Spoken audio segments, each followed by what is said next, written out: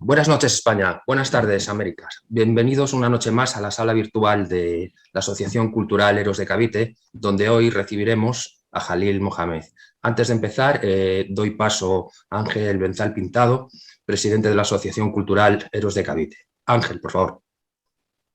Muchas gracias, Nongui, y muchísimas gracias a Jalil por haber aceptado la invitación de la Asociación Cultural Eros de Cavite y a todos vosotros por seguirnos un sábado más. Soy la Asociación Cultural Eros de Cavite, es decir, que somos una asociación de divulgación histórica, una asociación hispanista que nos preocupa de hacer el futuro de España, de la hispanidad, de hacer cosas positivas por el país, por el medio ambiente, y que, bueno, como sabéis, estamos organizando estas conferencias los sábados por la noche.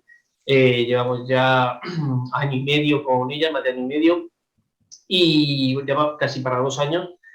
Y bueno, organizamos también el evento Hispanidad Cartagena y a partir de ahora pues vamos a organizar muchísimas actividades más. De hecho, el 23 de abril organizamos el Día del Español en el Mundo. Ya hay ciudades confirmadas de Estados Unidos, de Hispanoamérica, de aquí de España, de Guam, y estamos viendo también en Filipinas.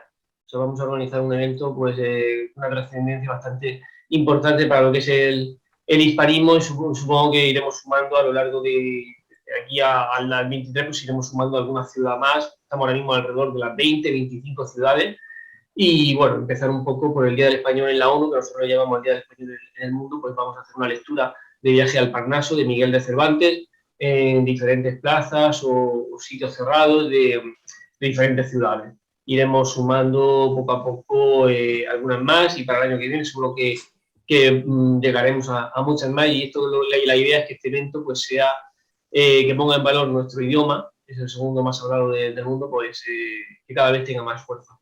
Dicho esto, te vuelvo a dar la palabra a Nongui, cuando quieras. Sí, bueno, pues entonces lo que vamos a hacer es presentar ya directamente al invitado de esta noche, que es Jalil Mohamed Abdelaziz. Es un periodista saharaui residente en España. Nacido en los campamentos de refugiados saharauis, ha vivido 10 años en Cádiz, gracias al programa Vacaciones en Paz, por el que familias españolas acogen a niños y niñas saharauis durante los meses de verano. Miembro del grupo de fundación del canal saharaui RAS TV en español, es colaborador también con medios españoles y latinoamericanos. Por favor, Jalil Mohamed, cuando quieras, por favor. Hola, buenas noches. ¿Se escucha bien, verdad? Perfectamente. Gracias. Bueno, gracias a la asociación por la invitación y gracias a todos los presentes por interesarse que hablemos esta noche de la historia del Sáhara Occidental y su vinculación con España desde el punto de vista geográfico, jurídico y también afectivo, evidentemente. Es un placer compartir un espacio donde estamos aquí, pues, españoles desde la península ibérica, africanos, con mis vecinos canarios y gente de las Américas, para abordar un conflicto que de alguna forma nos ha unido en el pasado, nos sigue uniendo en el presente y evidentemente en el futuro también nos debería seguir uniendo, porque al final debemos ser todos partícipes en este conflicto para llegar a una solución definitiva que pueda respetar la voluntad del pueblo saharaui como propietario de esa tierra.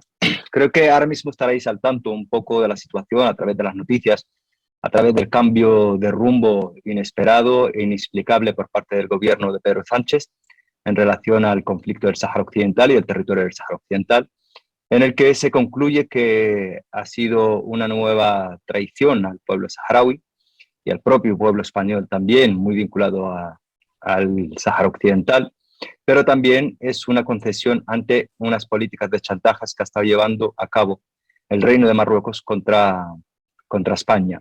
Un ejemplo de ello pues, es el trágico episodio que vivimos con el asalto a las vallas de Ceuta el pasado mes de mayo, y en el que se significó una clara agresión a la integridad territorial de España, y que al final pues, el pueblo saharaui ha sido una moneda de cambio. Creo que para hablar un poco del conflicto del Sáhara Occidental hay que hablar un poco pues, de la historia para contextualizar y cuál es la vinculación española. Los canarios saben que tienen una vinculación no solamente desde el siglo XIX, sino que es mucho anterior, por los cambios que existían entre los marineros canarios que llegaban hacia las costas del Sáhara Occidental en especie de expediciones, incluso las relaciones que existían con las tribus del territorio en intercambio de mercancías. Pero dentro de los estudios que se han estado reportando dentro de España, se sabe perfectamente que a partir del a partir del siglo XV es cuando empiezan a aparecer las primeras expediciones españolas en el territorio para hacer estudios puntuales o para llegar a algún acuerdo con las tribus del territorio, pero el izado de bandera de España se hace exactamente, voy a decir la fecha, el 4 de noviembre de 1884. Tras un acuerdo con las tribus locales, se iza la bandera en lo que sería actualmente llamado como Dakhla o como se lo denominó en su tiempo como Vía Cisnero. Y en 1885, en la conferencia de Berlín, es cuando se reúnen las potencias europeas para organizar o repartirse el continente africano a las distintas colonias. España se presenta con pruebas irrefutables diciendo que ya tenía cierta protección sobre el territorio por su vinculación con las Islas Canarias, por lo tanto pide ese territorio y se le otorga este territorio del Sáhara Occidental desde el Cabo Blanco hasta el Cabo Bojador, y después también pues, se le otorga lo que es Guinea Ecuatorial como territorios coloniales de España en África. Después se le suma también pues, Ifni y lo que es conocido pues, como Tarfaya.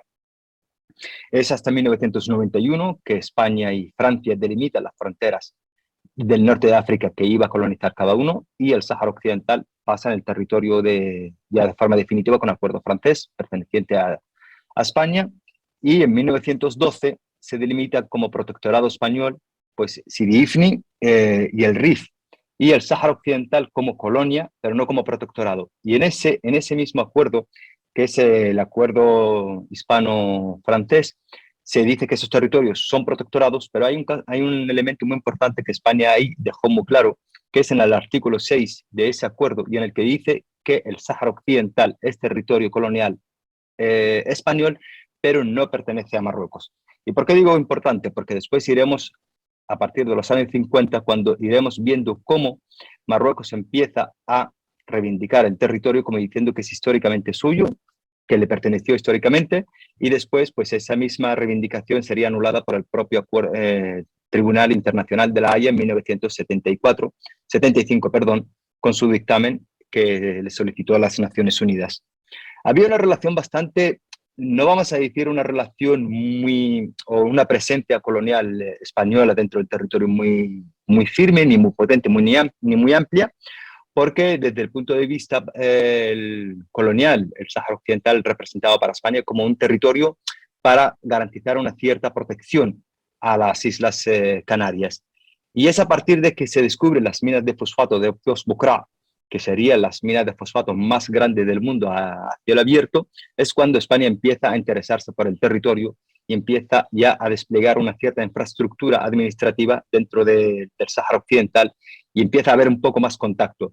Pero también hay un elemento importante ahí que señalar, que el propio modo de vida de los saharauis impedía que pudiese existir una relación muy fluida desde un primer momento. ¿Por qué? Porque era una población nómada, se transportaba a lo que era la zona más oriental del territorio y no tan occidental en la costa. Por lo tanto, no era una población sedentaria en la que tú, por ejemplo, llegabas y podías interactuar y podías mantener una relación constante. Saltamos de ahí, para no alargarnos mucho en ese tema, hasta la década de los 50, en el que pues, se independiza Marruecos de la potencia colonial suya, Francia, y empieza a hacer una cierta presión sobre la presencia española en el territorio. Y recordarán algunos pues, el movimiento que creó Marruecos, Frente de Liberación Marroquí, creado por el partido del Istiklal, que es el histórico partido marroquí que siempre ha reivindicado el concepto del Gran Magreb, en el que está el Sáhara Occidental, parte de Argelia, Mauritania y Ceuta y Melilla, incluso las Canarias. Y ahí en el 58 se organiza la Operación Teide, esa la conocerán muy bien los canarios, que es una operación conjunta militar franco-española en la que se despliega una fuerza para contrarrestar las ofensivas de este ejército de liberación, y se empieza a visualizar los primeros ataques de Marruecos hacia España en el Sáhara Occidental para reivindicar el territorio. Después ya España entrega su protectorado a Marruecos y se queda solamente en el Sáhara Occidental. Hasta en ese mismo tiempo se le da el estatus de provincia a al Sáhara Español como provincia número 53, en base a que se pudiese justificar ante Naciones Unidas, dentro de la política de descolonización, que el territorio del Sáhara Occidental no era un territorio autónomo, sino una provincia más del territorio español, por lo tanto no estaba sujeta al proceso de descolonización marcado en la resolución 1514. Es a partir de los años 60 que se presenta ya el estatus de provincia, administrativo de provincia del territorio, y ahí empieza ya a haber más interacción. ¿Por qué? Porque ya empieza a haber una representación política de los nativos, de los propiamente saharauis del territorio, dentro de la estructura administrativa de España, y empezamos a tener representantes en las Cortes. Hay fotos muy llamativas. Cuando entráis en el archivo de F Noticias, veréis a los representantes saharauis en las Cortes con su vestimenta tradicional de Raa, jurando bandera y compartiendo la bancada con los representantes de toda España. A finales de los 60 surge un cierto movimiento interno saharaui, y en 1969 viene un joven saharaui, ahí empieza ya un nuevo capítulo. Viene un joven saharaui, Sidi Ibrahim Basiri, que había estudiado en el Cairo, que había estudiado en Marruecos, y llega al territorio del Sáhara Occidental y organiza la primera protesta el 17 de junio de 1970. ¿Y qué pedía esa protesta? Pedía a la administración provincial una negociación directa con los saharauis, que se les otorgase más prerrogativas en la administración política y que se pudiese negociar un tipo de autonomía de 10 años, probablemente en el que España pudiese formar cuadros saharauis para que pudiese gestionar el territorio, y después se aplicase la resolución 1514 de Naciones Unidas. La respuesta ahí fue por parte de la administración local de represión contra esa misma manifestación, y desaparece el líder de la protesta, Sidi Ibrahim Basiri, hasta la actualidad, que todavía no se sabe cuál es su paradero. 3 años más tarde, pues se crea lo que ya he conocido hoy como el Frente Popular para la Liberación de Saguier Hamra y Río de Oro, Frente Polisario, y después entramos ya en un segundo proceso, que ya es la confrontación directa entre saharauis y españoles, aunque tiene matices que aclarar. Ese surge ya teniendo en cuenta que Marruecos ya estaba reivindicando el territorio del Sáhara Occidental, que estaba presionando para que España se retirase del territorio para ocupar el territorio del Sáhara Occidental en base a su reivindicación histórica del Gran Magreb, y más si tenemos en cuenta que ya años antes, después de la independencia de Mauritania, Marruecos no había reconocido al nuevo país Mauritania porque seguía defendiendo que ese territorio le pertenecía. No surge un escenario muy proclive a la negociación entre España y el Frente Polisario, y se entra en un momento de mucha tensión, porque ya España, la situación que estaban, nos trasladamos a 1974, en el que ya sabemos la situación que estaba España bajo la presión internacional, Marruecos presionando por el norte, entra en el juego ahora mismo Mauritania también presionando por el sur, reivindicando el territorio, y el Frente Polisario, y es entonces cuando se envía una comisión de Naciones Unidas al territorio para determinar qué situación qué situación describe, o cuál es el escenario que se puede describir dentro del territorio del Sáhara Occidental.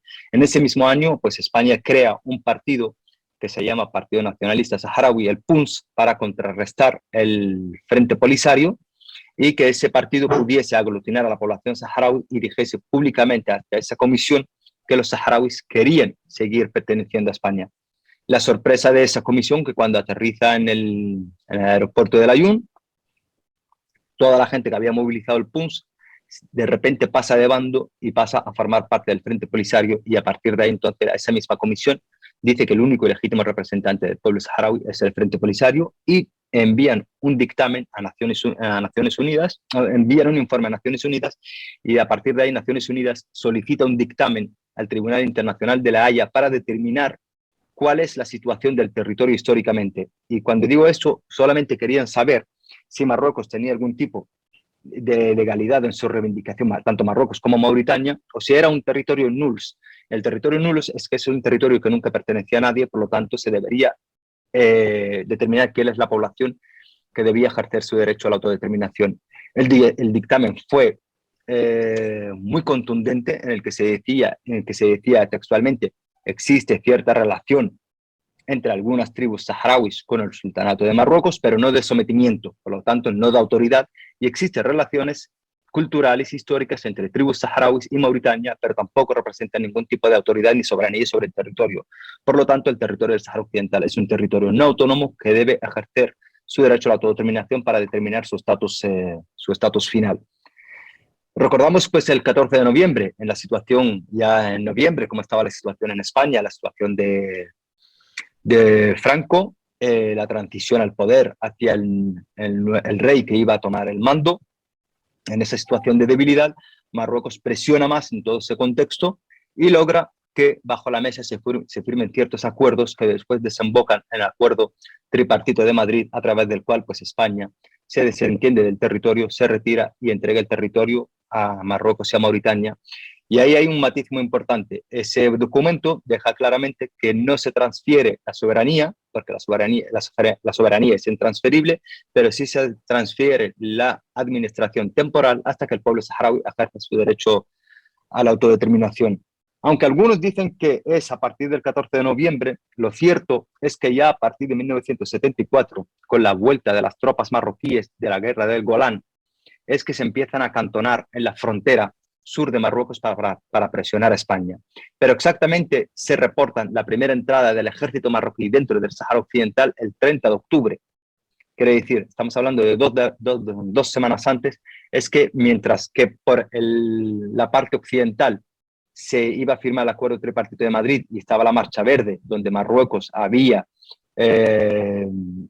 movilizado a 300.000 civiles para presionar a España y el ejército español que estaba cuidando la frontera, ya por la parte más al este del territorio, ya el ejército marroquí había penetrado para ir ocupando, para ir allanando y para cerrar el paso a toda la población que ya se estaba organizando a huir del territorio bajo el paraguas del Frente Polisario.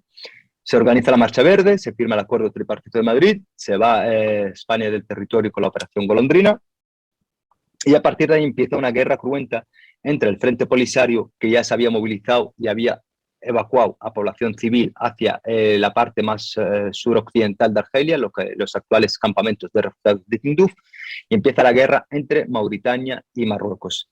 Justamente coincidiendo con la retirada del último soldado español del territorio del Sáhara Occidental, el 27 de febrero, el Frente Polisario proclama la República Árabe Saharaui Democrática como única y legítima expresión del pueblo saharaui, ya que no se le había dado el derecho a acceder a las urnas para ejercer su derecho a la autodeterminación.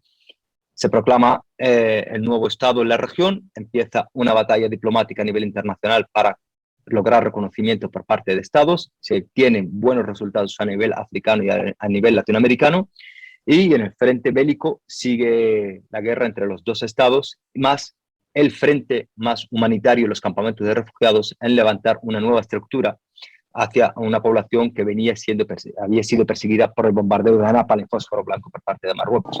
En el 79, Mauritania ya no puede soportar las consecuencias de la guerra, firma un acuerdo de paz con la República Saharaui y reconoce a la República Saharaui y se retira de su territorio.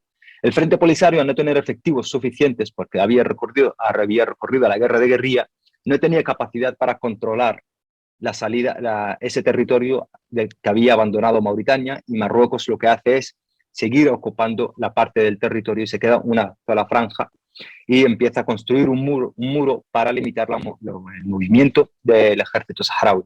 En 1984 la República Saharaui ya empieza a formar parte de la Unión Africana y seguía también el campo bélico abierto hasta que Marruecos se da cuenta que es insostenible por la vía de las armas mantener el control del territorio o imponer su ocupación, y en 1988 se empieza a negociar dentro del marco de Naciones Unidas un acuerdo de paz para que se aplicase el derecho a la autodeterminación del pueblo saharaui, que ya Hassan II había aceptado en 1984. En 1991 se firma sobre papel ese acuerdo entre las partes, se pone fin a las hostilidades bélicas y se promete al pueblo saharaui ejercer su derecho a la autodeterminación en el plazo de 6 meses.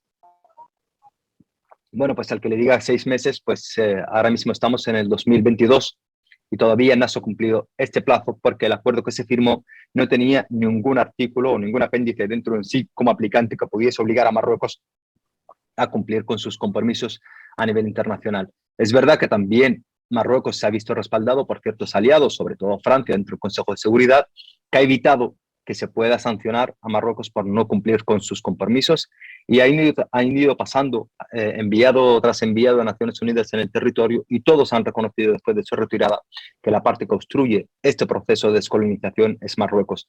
Marruecos ha seguido haciendo política de hechos consumados en el territorio, ocupando, pero hasta la actualidad sigue sin tener el reconocimiento o la aceptación por parte de la población del Sáhara Occidental, y a eso también hay que sumarle que la política de colonos, que al final lo que ha logrado hasta ahora es hacer una transformación demográfica del territorio, donde ya hay más marroquíes procedentes del territorio marroquí internacionalmente conocido que la población saharaui dentro del territorio.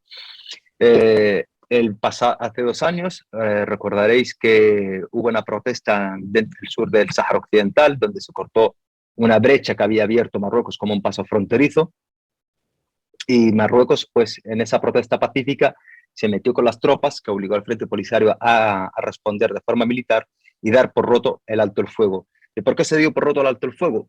Decía la gente. Pues simplemente porque ya nosotros entendimos que después de 30 años sin aplicar la promesa que se había formulado al pueblo saharaui en un plazo de 6 meses, todo lo que es el proceso de Naciones Unidas o el mecanismo que se había firmado en 1991 solamente se había convertido en un instrumento para legitimar la ocupación de Marruecos al territorio. Por lo tanto, ya no era válido y que nosotros nos desentendíamos, ya que las Naciones Unidas no había asumido su responsabilidad. Estamos ante una situación del alto el fuego que no existe, unas negociaciones que están siendo obstaculizadas totalmente. Se le añade a eso el reconocimiento sorpresa, bueno, no es el reconocimiento, sino la publicación por tweet por parte del presidente saliente norteamericano Donald Trump, en el que de forma sorpresiva pues decía que, y sin ningún tipo de argumento, decía que el territorio del Sáhara Occidental le pertenecía a Marruecos. Y ahora también pues se le suma también que este volantazo que acaba de dar Pedro Sánchez en decir que la solución más viable para la solución del conflicto es la autonomía marroquí. Y ahí el caso es que el problema está en el término más, ese que al final lo que hace es posicionar a España con la parte ocupante y obviar todo lo que es el abanico de posibilidades que se había presentado dentro de Naciones Unidas, en el que existiese la integración a Marruecos, la independencia y la autonomía, y que cualquiera de esas opciones debía ser elegida por el pueblo saharaui en un referéndum de autodeterminación. Espero no haber aburrido un poco, pero es intentar describir una etapa muy larga de la historia en poco tiempo. Muy bien, Jalil, estuvo muy bien. Ahora mismo, cuando empezabas diciendo, ¿no?, que aportaron aquí en el chat que era la provincia 53, que había un DNI español y efectivamente también una matrícula española en los coches, ¿no? SH. Incluso la Constitución se juraba con el Corán también, ¿no? Me explico. Bien, vamos a ver, yo quería saber una cosa. ¿Qué supondría internacionalmente para España tener una visión geoestratégica, ¿no?, y tal? Para nosotros sería interesante tener un aliado ahí, ¿verdad?, en esa zona, en la República Saharaui. ¿A que sí? Sí, bueno, aprovecho también para hacer un breve matiz. Acabo de adjuntar en el chat un documental que hicimos, Provincia 53, que colaboré con buenos compañeros. Es un documental transmedia donde se retoman testimonios de militares que habían estado en el territorio, saharauis que habían pertenecido a tropas nómadas, incluso las fosas comunes que se habían identificado hace poco, en las que junto a los cuerpos de los fallecidos se encontraron DNI españoles y la libreta de racionamiento que se daba en la época a los saharauis para poder acceder al azúcar. En relación a la pregunta, ¿qué supone un Estado saharaui? Yo creo que yo me he quedado siempre con una definición y le pregunté una vez a Ahmed Buhari, un representante del Frente Polisario muy conocedor de España, que había vivido aquí incluso antes de la fundación del Frente Polisario, fue representante de Naciones Unidas, y le dije, ¿cómo se puede entender o qué estamos esperando para que España tome una postura firme dentro del conflicto del Sáhara Occidental? Dice, eso lo veremos el día que España defina bien cuáles son sus intereses en la región y si quiere ser una potencia influyente dentro del norte de África. Y lo explicaba de forma muy sencilla. Decía, nosotros, por ejemplo, por relaciones afectivas, tenemos muchísima más vinculación con los españoles que con los franceses. Por razones históricas, va a ser mucho más accesible el territorio del Sáhara Occidental para los canarios, ya por razones incluso geográficas, para los canarios que para los ingleses. Pero hay que incluso dentro de la propia trayectoria que hemos tenido, nuestros propios cuadros han estado muy vinculados por España. Y eso se puede reflejar en una cosa muy sencilla, es que los saharauis, por ejemplo, somos rencorosos con la acción que ha hecho España a nivel político, desde la élite política, pero sabemos dividir perfectamente la España del pueblo con la España de los políticos. Por lo tanto, nosotros siempre nos hemos vendido así como diciendo, nosotros con España nos llevamos muy bien, es verdad, pero siempre que llega la política a la élite, siempre lo que vemos son políticos que se someten a ciertas políticas de chantaje a las presiones de Marruecos, evidentemente. Y eso se ve porque al final la cuestión del Sáhara Occidental es vista dentro de la élite política aquí, sobre todo la parte de lo que es el Ejecutivo, como una cuestión electoral. Quiere decir, si un presidente cuando llega, lo primero que tiene que hacer es apaciguar la situación con Marruecos si quiere tener una segunda legislatura. ¿Por qué? Porque Marruecos controla tres instrumentos muy peligrosos que pueden desestabilizar un país, y en España tiene muchísima experiencia. Uno es la inmigración, el segundo es el terrorismo y el tercero es el tráfico de droga, siendo pues en las tres líneas Marruecos es muy potente. En la droga es el primer productor y distribuidor del mundo, y eso es según Naciones Unidas. Y evidentemente la proximidad de España convierte a España no solamente en mercado, sino también un territorio de tránsito para otra parte del mundo.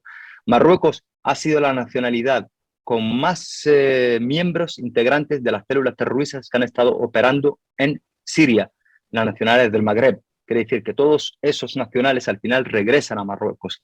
Y eso después Marruecos lo utiliza de alguna forma. No voy a ser yo muy atrevido para decir que lo utilice, pero sí, por ejemplo, el hecho de que no comparte información con un país vecino le puede perjudicar muy bien, y aquí en España se tiene experiencia. Y el tercero es la inmigración. Marruecos al final hemos visto que en solamente 2 horas es capaz de meterte en una ciudad como Ceuta y Melilla 10.000 personas. Quiere decir que eso afecta a cualquier gobierno y le puede poner entre la espada y la pared. Pero lo que sí está claro es que, por ejemplo, hasta que España no defina realmente cuáles son sus intereses en la región y hasta qué punto quiere influir, al igual que, por ejemplo, debe tener un programa de proyección de largo plazo hacia Latinoamérica por las relaciones históricas, lo debe tener para el norte de África también. Porque al final el Sáhara Occidental compartimos frontera a través de las Islas Canarias. Compartimos idioma a través del español, que todavía lo conservamos perfectamente como un idioma oficial, pero que también compartimos enemigo. Y al final nuestro único enemigo que de los dos compartimos es Marruecos. Y va a llegar el momento que Marruecos habrá que desmontarle esos instrumentos de chantaje, pero no a través de concesiones, es a través de política firme y decirle, mira, se acabó el problema y esto es lo que hay que hacer. Pues muy bien, Jalil, una respuesta muy interesante, de verdad, muchas gracias. Quiero comunicar a los asistentes que a partir de ahora podrán efectuar la acción, ¿no? Levantar la mano aquí abajo para hacer preguntas o simplemente pueden ponerlo en el chat. Yo iré tomando nota e iré dando paso. Ahora voy a dar paso otra vez a Ángel Benzal Pintado, presidente de la asociación, que me parece que va a hacerte una pregunta también. Ángel, por favor. Muchas gracias, Longhi. Magnífica exposición, Jalil. Muy condensada en muy poco tiempo y por lo menos ya conozco un poco más de la realidad, ¿no? Que a veces yo conocía la realidad saharaui, pero de una forma un poco también parcheada, ¿no? Como muchos de los que te están escuchando ahora mismo. Pero bueno, para eso te hemos traído, ¿no? Para que nos arrojes luz sobre esas lagunas que podamos llegar a tener y sobre todo en lo que nos une, ¿no? A lo que nos une a saharauis y a españoles. Yo voy a hablar solamente de voy a comentar sobre una de ellas, una de las cosas que me une, que es el idioma, ¿no? ¿De qué forma, qué nivel de comprensión del idioma hay en los campamentos ahora mismo refugiados, digo, en los campamentos sí, del desierto? ¿Cómo está el idioma español ya en lo que es los territorios ocupados? ¿Y qué acciones está realizando los saharauis a nivel de África o donde proceda en defensa del idioma común? Nosotros, yo tengo el honor de haber participado un equipo en la creación del primer canal televisivo saharaui 100% en español, y con un objetivo muy sencillo, era el conservar ese idioma como parte de nuestra propia identidad, como propia identidad saharaui. Y eso, la proyección de la República Árabe Saharaui Democrática en la cuestión del español tiene tres vertientes. Una, histórica, evidentemente, cultural, identitaria, que es muy clara, en la que, bueno, pues nosotros sí, fuimos colonia española, tenemos vinculación con España, y por lo tanto el idioma es una seña muy importante de esa vinculación, pero también porque nos entendemos que somos parte, incluso la puerta de Latinoamérica en África. Por lo tanto, probablemente seamos el país que más se identifique con Latinoamérica por esos mismos elementos que compartimos, como es el idioma, y aparte también porque muchísimos de nuestros cuadros y muchísimos jóvenes se han formado, se han formado académicamente en Latinoamérica, sobre todo en Cuba. La segunda vertiente es política, y es que la Unión Africana, la antigua OUA, actualmente Unión Africana, y la ONU acordaron que las fronteras que se debían respetar dentro de África eran las heredadas del colonialismo.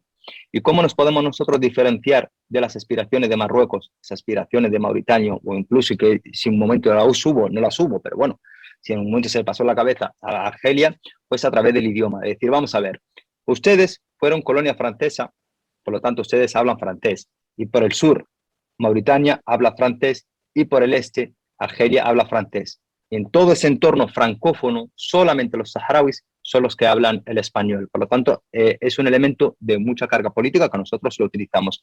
A tal punto que la República Saharaui, cuando empieza a formar parte de la Unión Africana, en los últimos años, cuando ya empieza a tener voz, empieza a trabajar para que el español se convierta en idioma oficial dentro de las instituciones africanas, como ya lo era el francés, el inglés u otros idiomas, como el portugués, que también lo era.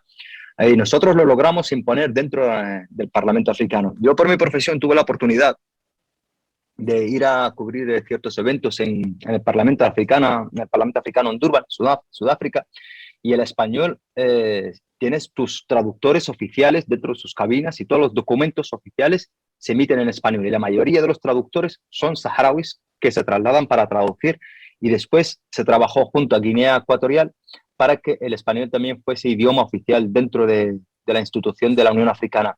En la Unión Africana se ha aceptado, pero todavía no se está implementando. Todavía no se están emitiendo los documentos en español, pero la República Saharaui está trabajando.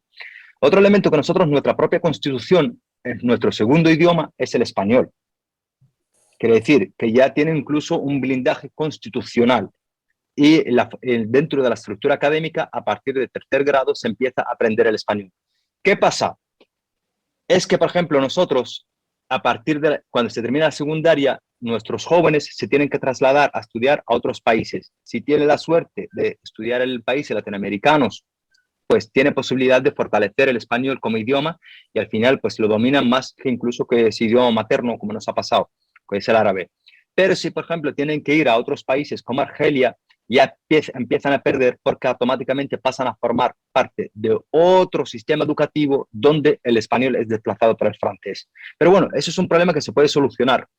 Lo más preocupante es que, por ejemplo, las zonas ocupadas del Sáhara Occidental, cuando Marruecos entró, al igual que nosotros seguíamos defendiendo el español con una cuestión identitaria, una cuestión con buena carga política, es que Marruecos empezó a eliminar todo vestigio que pudiese representar la presencia española en el territorio. Y uno de ellos fue el español. Entonces, pues automáticamente dentro del sistema educativo marroquí que impuso a la fuerza en el territorio Sáhara Occidental, casi la mayoría de los saharauis perdieron competencias o conocimiento del español, excepto a las personas mayores que la habían aprendido en la época, los 70, pues tienen un español perfecto que parece que pues los trae de Toledo.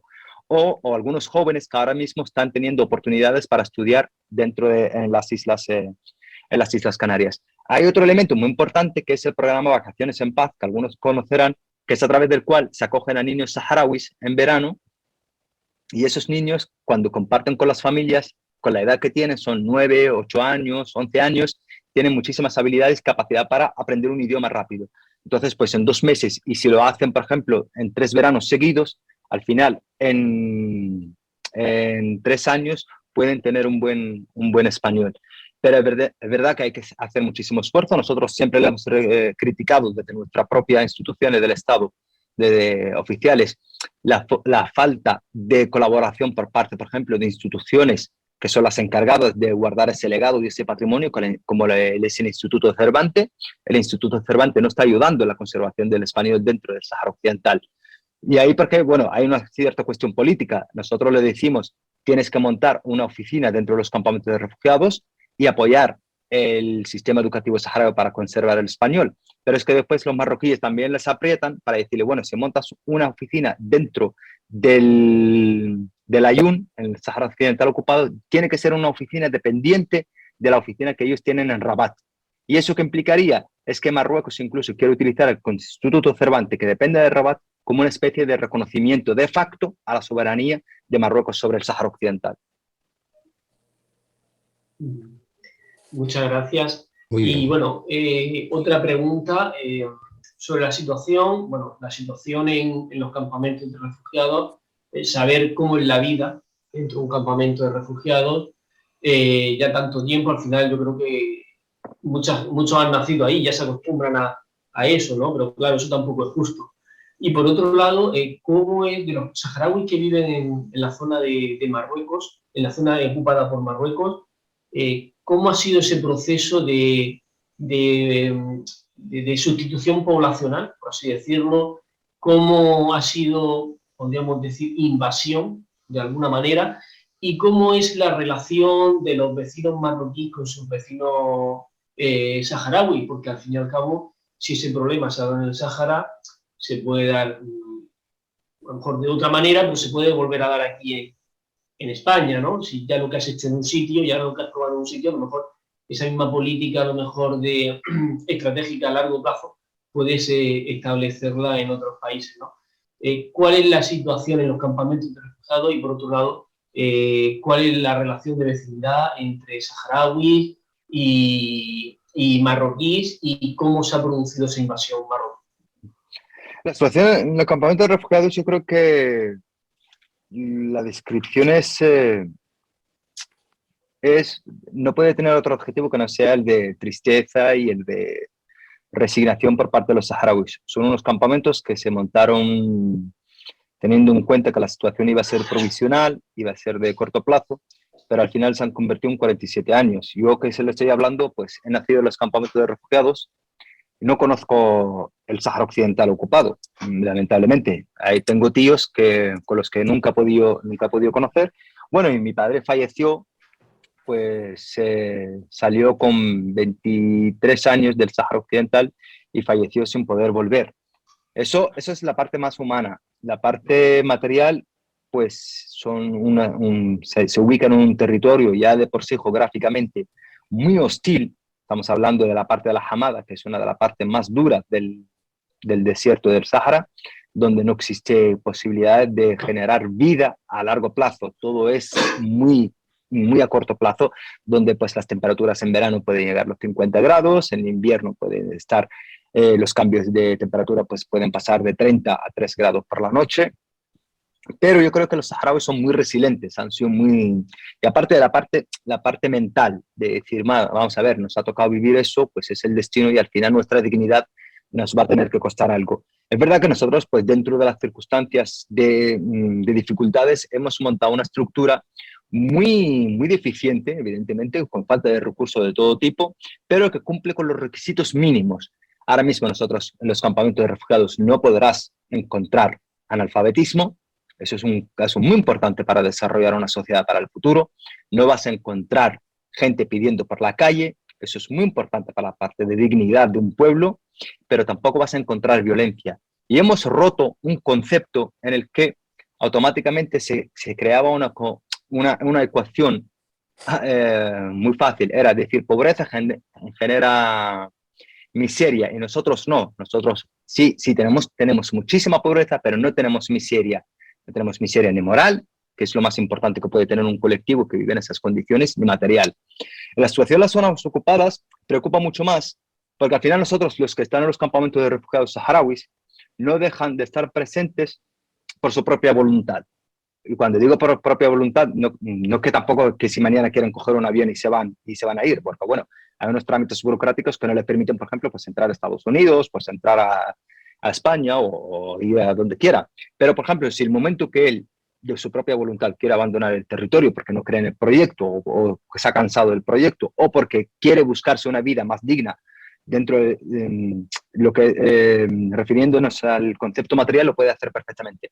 En las zonas ocupadas es mucho más preocupante, donde, por ejemplo, pues los saharauis que defienden el proyecto, aunque sea de forma muy superficial, no hace falta que seas un militante de primera línea, sino que expreses tu propia opinión, te puedes enfrentar a la cárcel, puedes ser marginado de todo el sistema laboral que Marruecos ha montado ahí, a tal punto que, por ejemplo, ahora mismo tenemos a 43 presos políticos que están condenados entre 20 años y cadena perpetua solamente por pertenecer en manifestaciones. Los que viven en Canarias recordarán las manifestaciones de Gdenizik, que fueron una protesta saharaui que exigía mejoras sociales, ni siquiera políticas, mejoras sociales, pues los muchachos jóvenes que habían sido acusados de ser los cabecilla de esa manifestación, que ni siquiera estaban en el terreno, habían sido acusados, han sido condenados a cadena perpetua. Hay otro enfoque, pues es el romper el equilibrio demográfico de una forma tan bestial.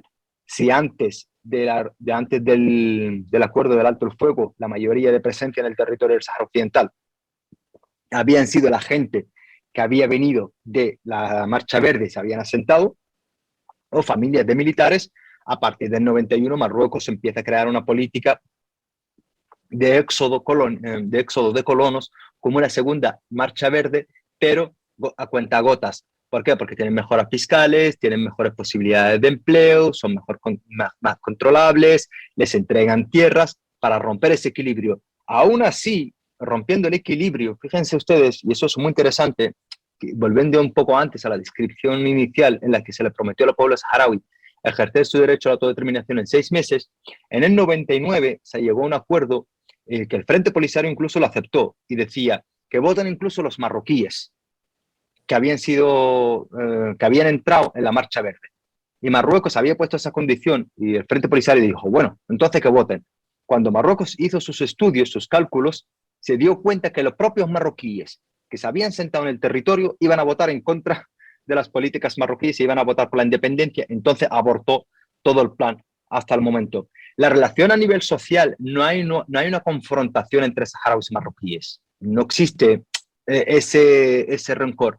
Es verdad que la confrontación está entre los aparatos represivos marroquíes y los saharauis, que al final los aparatos represivos, su función es esa, es acallar cualquier tipo de manifestación que pueda existir contra de la presencia marroquí en el territorio. Muchísimas gracias, Jalil. Paso la palabra a Longhi para que vaya dando paso a los compañeros que quieren intervenir. Pues muchas gracias, Jalil. Vamos a pasar entonces la palabra a Ramón Borrás, desde aquí, desde La Coruña. Ramón, por favor, cuando quieras. Muy bien, vamos a ver. Yo quería hacer, primero algunas consideraciones. Ahí, como dijo Jalil, que hubo un cambio de la política de España con respecto a Marruecos. Bueno, habría que matizar un poco que no es un cambio. Yo creo que la población española, en general, mayoritariamente, está con el Sáhara.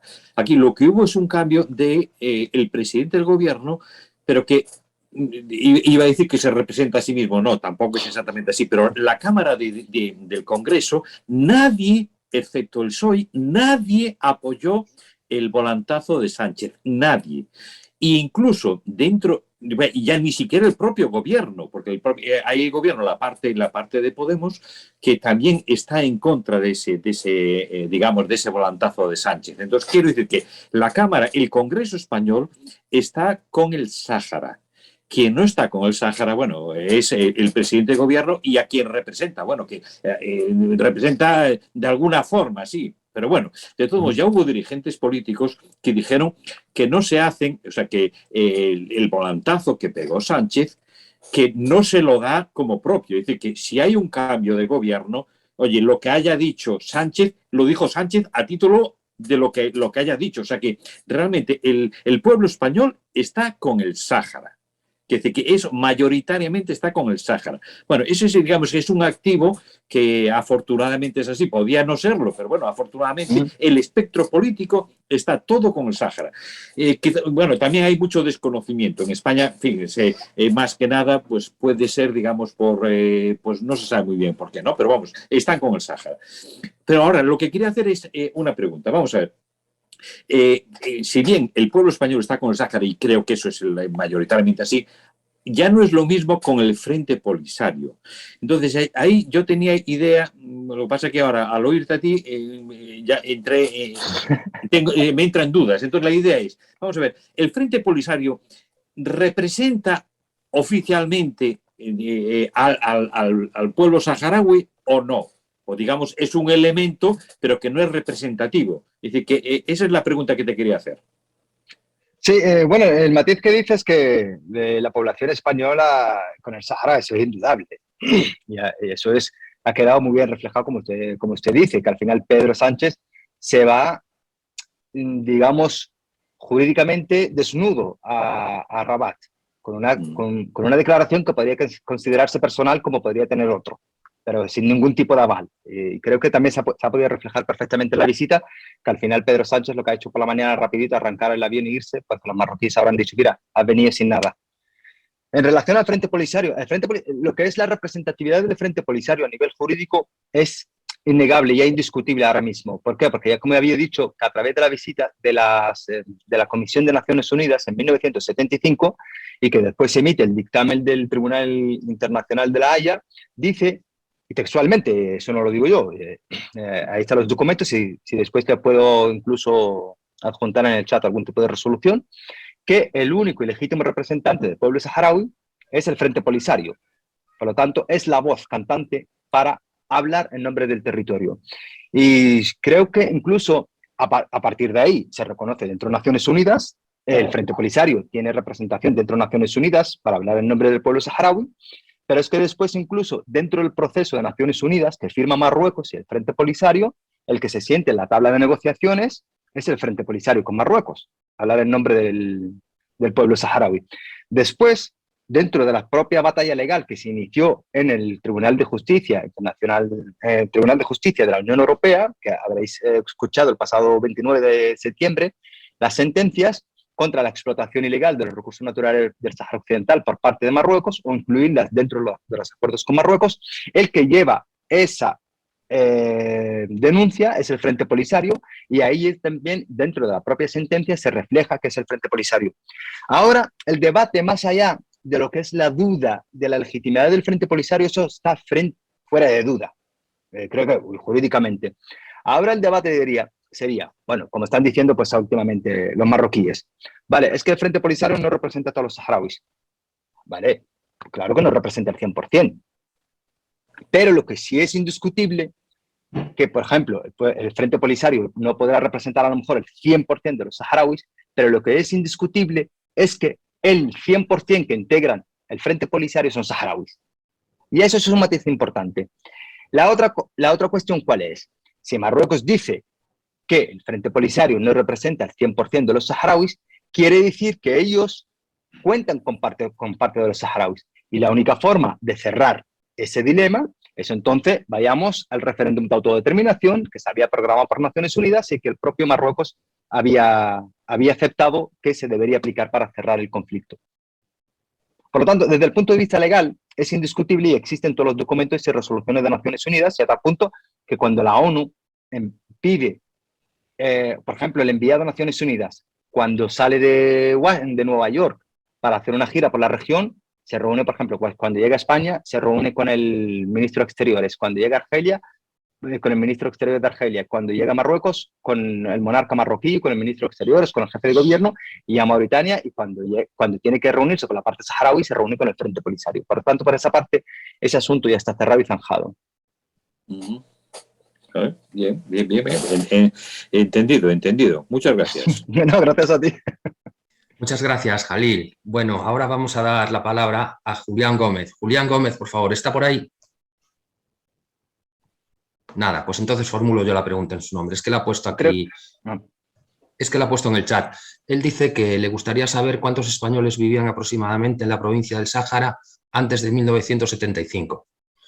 Uf, y esa pregunta no la puedo hacer porque, bueno, claro, porque ahí, por ejemplo, ¿cuántos españoles? Estamos hablando de los de la península, como le decían antiguamente allá, los de la península, los de las Canarias, o los propios saharauis eran españoles dentro del censo, o los indígenas no estaban considerados por españoles.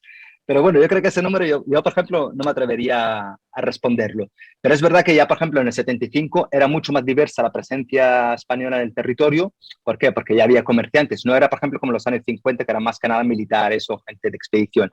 Ya había canarios con sus tiendas, había familias, había escuelas donde los saharauis, donde los nativos del territorio, como se les denominaba antiguamente, los indígenas y los peninsulares compartían aulas, había cine, por lo tanto había más vida, que era mucho más llevadera de lo que antes era a los 50, a los 40. Y el otro día estuve en la presentación de un libro, que es muy interesante, que lo tengo para acá, Aquellos días del Sáhara, de un militar que había estado ahí, y un compañero que estaba en la presentación, decía: nosotros cuando aterrizamos después de 5 horas, 6 horas, 20 minutos de vuelo desde Madrid hasta el Sáhara, cuando nos sentamos ahí dijimos que se nos perdió nosotros aquí. Eso decía en los 50, y es verdad, tienes esa sensación cuando te traen de Murcia y te dicen: mira, por aquí tienes agua y por aquí tienes arena, no entiendes el porqué de tu presencia ahí. Pero ya a partir del 75 ya había gente que incluso había nacido ahí. Hay un libro muy interesante que es el de La historia prohibida del Sáhara, escrito por un periodista español y que documenta muchísimas vivencias suyas, que él ya se sentía como español saharaui, como nativo, pero con padres de la península. Pero el número como tal, yo no me atrevería a dar una estimación. Ya comprendo que es una, digamos, una respuesta difícil y bastante, bueno, en fin. Pues ahora voy a formular yo una pregunta en nombre de Gustavo Rico, que no le funciona el micrófono. Él quiere saber si es influyente el catolicismo en el Sáhara. No, rotundamente no. Es verdad que, por ejemplo, ahora mismo ha habido 2 iglesias en el Aaiún y en Dakhla, pero eran solamente iglesias para los que venían de la península. Pero dentro de la población saharaui no, porque una de las cosas interesantes que había respetado muy bien la administración española era la fe y la creencia de los locales. Tenían total libertad y no se le imponía nada. A tal punto, bueno, ahora mismo, por ejemplo, en Viecisnero, en Dakhla, sigue estando abierta la iglesia, que ahora mismo pues atiende a los inmigrantes, tal y cual y eso, y uno de los el guarda de la iglesia es un saharaui. Y en el Aaiún siguen estando los sacerdotes ahí que nunca se han movido del territorio, pero siguen estando ahí presentes. Pero como tal, dentro de la población local saharaui nunca ha tenido una influencia. Muy bien. Muchísimas gracias, Jalil. Ahora vamos a dar la palabra a Fede. Fede, por favor. ¿Fede? Hola, acá estoy. Hola, ¿qué tal? Cuando quiera, por favor. ¿Desde dónde nos habla? Desde Barcelona. Soy argentino, vivo en Barcelona. Muy bien, proceda, por favor. Bueno, primero quería saludar a Jalil, porque es Ramadán. Gracias. Así que Salam Aleikum, Ramadán Mubarak. Mira, muchísimas gracias. Te quería hacer algunas preguntas. ¿Quién financia a los polisarios? A ver, ¿otra más? Sí, pero... Vale, la parte de la financiación del Polisario. Es una pregunta que nosotros está muy clara desde el punto de vista, nosotros tenemos aliados dentro de África muy importantes. Contamos con un eje muy importante. Evidentemente nuestro primer apoyo indudable es Argelia, y eso lo sabe todo el mundo. A pesar de que al principio no fue Argelia y era Libia. Está bien, entonces podríamos pensar que los argelinos tienen intereses en tener un estado títere en el Sáhara. Bueno, eso es uno de los argumentos que presenta Marruecos y que se presentó como desde 1975, en el que presenta el argumento que un estado saharaui iba a ser un estado satélite de Argelia y Argelia es un estado satélite de Rusia, y al final lo que empezaba a implicarlo dentro de lo que es la guerra entre el bloque soviético y el bloque occidental. Hasta el momento, bueno, lo que sí queda claro es que Argelia, dentro de todos los movimientos de liberación africanos, ha tenido una posición muy similar, idéntica a la que ha tenido en el Sáhara Occidental. Apoyó. Quería preguntarte, los campamentos de refugiados que están en Argelia llevan unos 45 años ahí aproximadamente, ¿no? Sí, sí. ¿Argelia nunca los urbanizó? ¿Nunca hizo nada al respecto? No, nosotros, vamos a ver, Argelia te presta todas las infraestructuras que tú necesites. Incluso nosotros, los campamentos de refugiados, estaban ubicados geográficamente muy cerca de una localidad bastante desarrollada argelina que se llama Tinduf, donde pues, los saharauis tienen acceso a todo.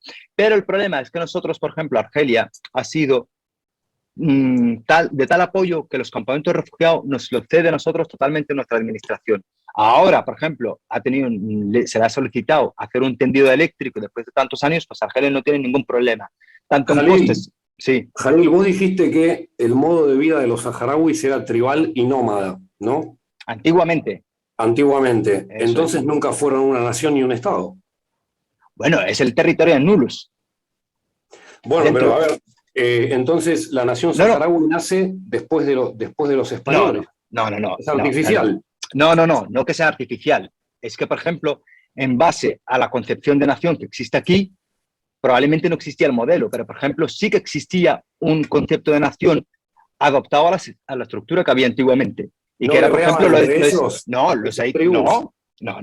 Fede, respeta al invitado y déjalo que termine de exponer. Había una estructura que era la Besaid Arbrein, y podéis identificarlo perfectamente, que era un modelo de nación que se gestionaba sus asuntos y en el que las tribus tenían sus representantes y habían llegado a un acuerdo y así mismo se gestionaban. Pero claro, no es el concepto de Estado-nación que se conoce occidentalmente ahora en Europa. Está bien. ¿Vos crees que sería seguro tener un microestado nuevo cerca de España y cerca de las Canarias? No, claro que es seguro y viable y la mejor opción. Seguro, porque Sí. los negocios que tenemos con Marruecos son bastante lucrativos, como el del gas, por ejemplo. Ah, no, Fede, entonces usted no sabe nada, porque, por ejemplo, decirme a mí que el gas lo trae Marruecos. Entra por un tubo, entra por una tubería desde Argelia. ¿Por qué vamos a perder ese cliente? Pero Fede, un momentito. Voy viendo por dónde va la cosa y veo que... Sí, claro. Y una pregunta más. Hay dos tuberías. Una que claro. atraviesa Marruecos y otra que llega directamente a Almería a los ciclos combinados que están en Cartagena, por ejemplo. Bueno, realmente Marruecos no produce gas. Quien produce gas es Argelia, con la cual ya se ha cabreado por lo que ha pasado y nos está amenazando a España con subirnos el precio del gas justo ahora, que precisamente no es el mejor momento para que nos suban el precio del gas, ¿no? Entonces, y amistad con Marruecos, poca, ¿no? Como se ha comentado, gran parte de los terroristas vienen de allí y el 11M no tenemos pruebas. El 52% de las exportaciones españolas fuera de la Unión Europea van a Marruecos. Del atentado del 11M y a lo mejor a partir de ahí sacamos... Y Ángel, una cosa más que quería decir. Jalil dijo que hay muchos elementos terroristas de nacionalidad marroquí. ¿Me podrías nombrar un atentado realizado por un marroquí? Ah, no, yo no voy a entrar ahora mismo a decir... ¿Qué? ¿Cuáles son tus fuentes, entonces? ¿Por marroquí? Yo nunca vi un terrorista marroquí. Siempre son egipcios, saudíes, iraníes. Los del 11 ¿Y el eran 11M? marroquí. Los del atentado de la Rambla eran marroquí. Y está, Ángel, la Rambla de Barcelona. Sí, y el atentado de Francia también, de París. Pero Ángel, yo creo que aquí, sí, Ángel, yo creo que aquí este perfil va por una línea que... No sé. Yo no tengo ningún miedo de hablar. Pero no, a ver, yo creo que esto es un conflicto artificial. La gente del Sáhara se iba a formar a Cuba, por ejemplo. Vos lo dijiste. No, claro. Y bueno, el problema? Está financiado por la izquierda. No. ¿Cómo que no? ¿Quién le da armas al Polisario? Entran por Libia. No, fíjate si estás desubicado, que nosotros rompimos relaciones con Libia en 1984. Pero antes no. Bueno, vamos a ver. Referéndum, hasta Repsol hasta hace poco sacaba de ahí el petróleo. El Polisario rechazó un referéndum porque Marruecos le dijo que se haga en base al padrón del último censo español. Quedaba 75.000 personas. No. ¿Viste? Estás perdido, Fede, por favor. ¿Cuántos son los saharauis? No. Mira, la condición la puso, el base al censo español, la puso el Frente Polisario y Naciones Unidas, que era la base que había que hacer a partir de ahí. El que entorpeció el referéndum fue Marruecos, que dijo que tenían que votar los colonos. Y después hay un número de colonos que el propio Frente Polisario aceptó, y cuando Marruecos llegó a la conclusión que el referéndum no iba a ser a su favor, pues al final lo acabó obstruyendo y acabó introduciendo con calzador ese concepto de autonomía. Pero bueno, yo creo que, Fede, yo no estoy para discutir contigo, ¿entiendes? Porque al final vamos a aburrir al grupo que... Bueno, Los creo que has polisarios... podido hacer 5 o 6 preguntas mínimo, Fede, más que el resto. Creo que hay que darle paso a otro compañero que quiera también intervenir. Sí, sí, vamos a darle paso a María Araceli, por favor. María Araceli, ¿estás por ahí? María Araceli. Nada, no está, pero escribió aquí la pregunta en el chat, entonces la voy a leer yo. ¿Por qué los saharauis se hacen responsable al Reino de España de su situación si son los propios saharauis los que han decidido dejar de ser una provincia española? Es lo que pregunta María Araceli. Jalil.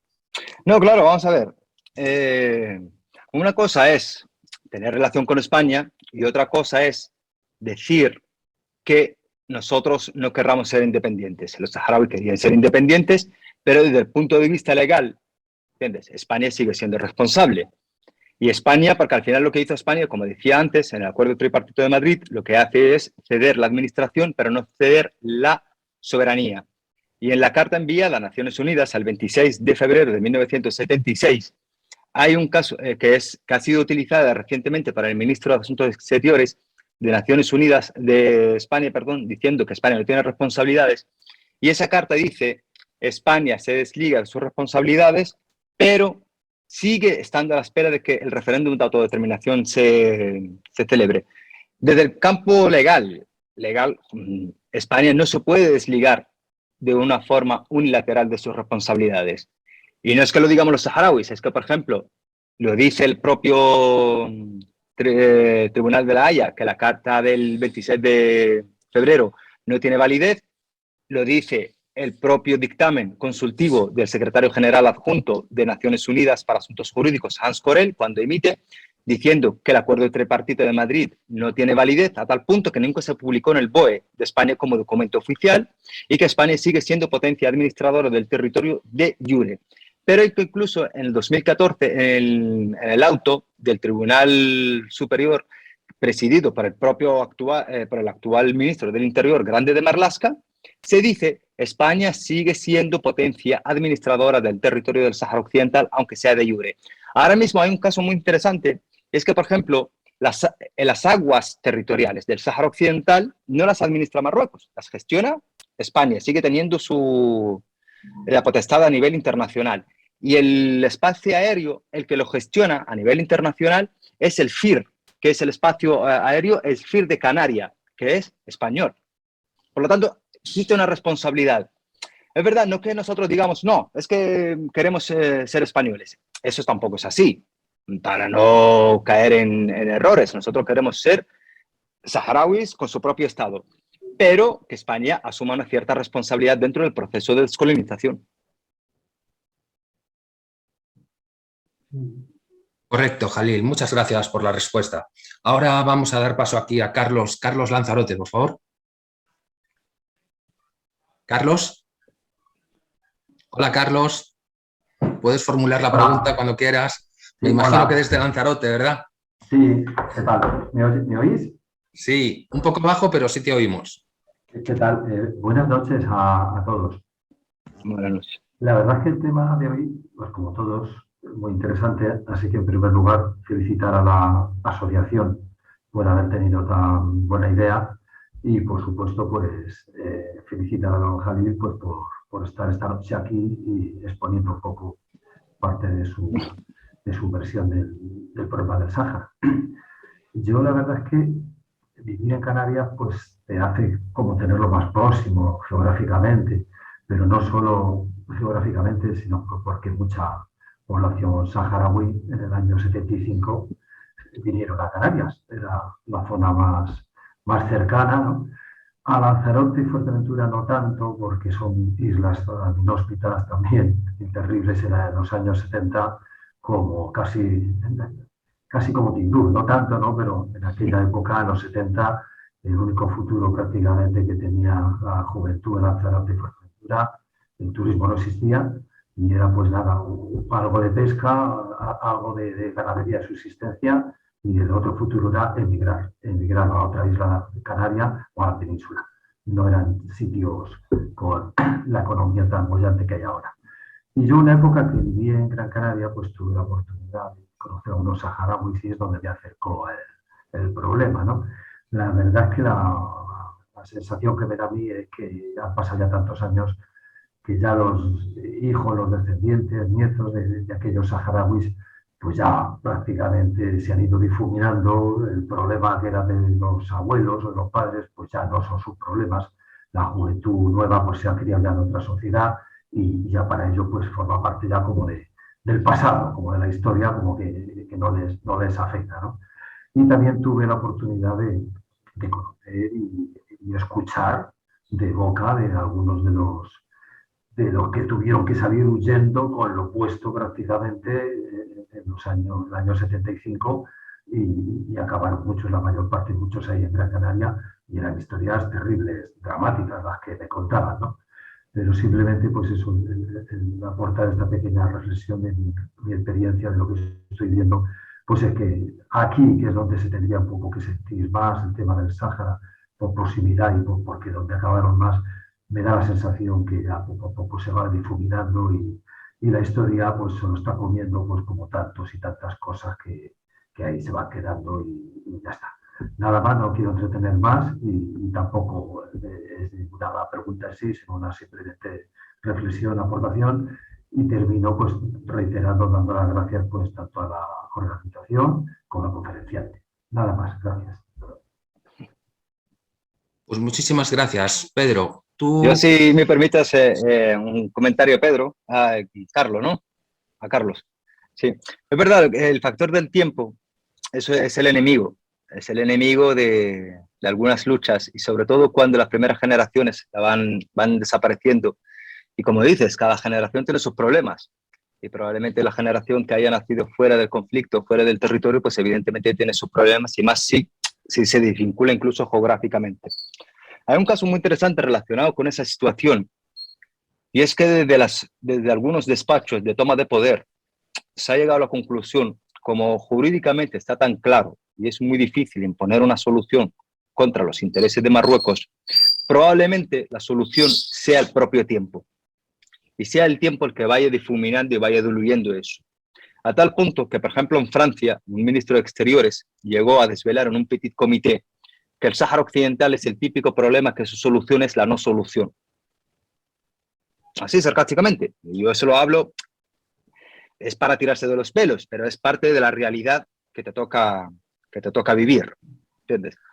Pero fíjate que después de tantos años, que ni los saharauis que están en las zonas ocupadas al final se sienten acogidos por Marruecos, ni Marruecos confía en ellos 100%, ni la población que está en los campamentos de refugiados de Tinduf se ha diluido de todo del 100%. Es verdad que se pensó que, por ejemplo, se dijo, bueno, después de 6 meses no se hace referéndum y se va alargando, la gente se va a ir yendo hasta que desaparezcan los campamentos. Pues 30 años no han desaparecido. Que tenemos que hacernos frente a ese factor tiempo, ver de qué forma que las nuevas generaciones no solamente que comparta el problema, la preocupación, sino que tenga una perspectiva de futuro y que tenga una perspectiva de solución. Pues ahí está el reto. Por eso a mí la gente me pregunta, ¿tú lo vas a vivir? Digo, yo creo que ninguna mi aspiración, si yo me marco la aspiración de que voy a vivir al fin del conflicto, pues ya me puedo ir retirando para vivir tranquilo. Pues muy bien, Jalil. Ahora vamos a dar paso a Pedro, que también tiene una pregunta. Pedro, por favor. Pedro, ¿está por ahí? Bueno, pues parece que no está, entonces la voy a leer yo. Es que las van escribiendo aquí en el chat. Quiere saber cuáles son las bases históricas sobre las que Marruecos aspira a expandirse sobre otros territorios para constituir el Gran Marruecos. Bueno, eso yo creo que los marroquíes presentan un documento. El concepto más contemporáneo es el concepto que empezó a surgir con Mohamed V y con el Hezb, con el Partido del Istiqlal, con la reivindicación del Gran Marruecos, que su frontera es en el río Senegal, pues se come el Sáhara Occidental, Mauritania, parte de Argelia, Ceuta y Melilla, las Canarias. Bases legales no tiene ninguna, porque bueno, la delimitación de las fronteras propiamente de Marruecos pues empieza en Marrakech, que es el reino de Marrakech. Así que por lo tanto no tiene más allá que unas aspiraciones de aprovechar el proceso de salida colonial para ellos seguir ampliando sus fronteras. Ellos utilizan un término muy ambiguo y es que decían que toda la población que estaba en ese territorio y las tribus rendían pleitesía al sultán marroquí. Pero una cosa es rendir pleitesía y otra cosa es tener algún tipo de acuerdo, pero no tiene ningún tipo de base legal y por eso pues ahora mismo no tiene más recorrido que el propio que ellos le dan a nivel interno, de una especie de movilización de los marroquíes de que somos una gran nación y que somos un gran imperio, pero a nivel internacional no tiene sentido ninguno. Y a tal punto ahora mismo, fíjate, Marruecos es el único país a nivel internacional que todavía no tiene delimitada de forma definitiva sus fronteras. Cuando tú te vas a Naciones Unidas, Marruecos, lo que son las aguas occidentales, no la tiene delimitada. Y eso fue uno de los compromisos que se adquirió, uno de los compromisos secretos que se adquirieron dentro de los acuerdos tripartitos de Madrid, y no la tiene. Dentro de Ceuta y Melilla, ellos no presentan en el mapa de Naciones Unidas que Ceuta y Melilla pertenecen a España. Ellos intentan, pues, en el juego de la cartografía, pues la meten dentro del Marruecos y te dicen, mira, para allá, para adelante. Y a partir del sur, pues evidentemente ellos ahora mismo dicen que su frontera terminan en Dakhla, en el sur del Sáhara Occidental, cuando antes decían que terminaba en Mauritania. Se pasó 2 años en reconocer a Mauritania independiente y se opuso a la entrada de Mauritania dentro de Naciones Unidas porque decía que Mauritania le pertenecía.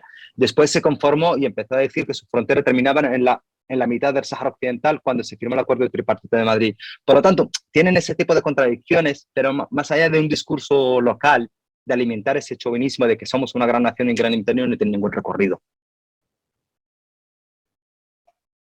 Muy bien, Jalil, muy buena respuesta, sí señor. Ahora vamos a dar... Me gustaría hacer una pregunta, Jalil.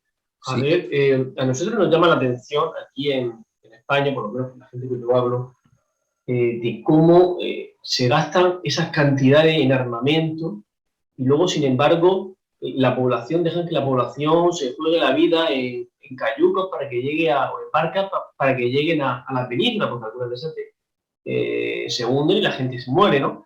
Entonces, las prioridades de Marruecos, ¿no? Porque también aquí ahora pues hay un acuerdo de evolución, pues sí, de los adultos, pero claro, no, los últimos que vienen mandan muchos menores no acompañados, ¿no? Entonces, claro, nos llama la atención de que no se hacen cargo de los niños nacionales marroquíes, que los mandan aquí para, por lo que sea, y sin embargo se gastan cantidades enormes en armamento, sobre todo en Estados Unidos, compran mucho a Estados Unidos, y claro, ese armamento, pues yo no digo que los países es normal que gastemos algo en armamento, pero una cosa es gastarte un 1%, como hace España, por así decirlo, de tu Producto Interior Bruto, y otra cosa es gastarte, no sé, ahora tú me lo confirmarás, pero a lo mejor un 4, un 5, 9. 6%. No, va a llegar al 9% del PIB. Llegando un 9%, o sea, entonces digo, bueno, pues tú te puedes hacer cargo de tus menores, te puedes desarrollar un nivel de educación para tu población, puedes tener un sistema educativo, sanitario mejor, y te estás gastando un dinero y luego resulta que tenemos que enviarle también ayuda al desarrollo cuando se lo está gastando en armamento para generar una inestabilidad a sus vecinos. Al margen de que, por lo que se ha visto en la guerra Ucrania, a veces el gastante de grandes cantidades en armamento no significa tener un éxito, ¿no? Porque hay misiles que son antitanque y hay misiles anti-aviones o helicópteros de aire.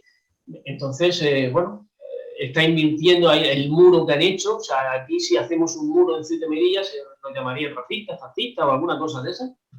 No lo sé, espero que no.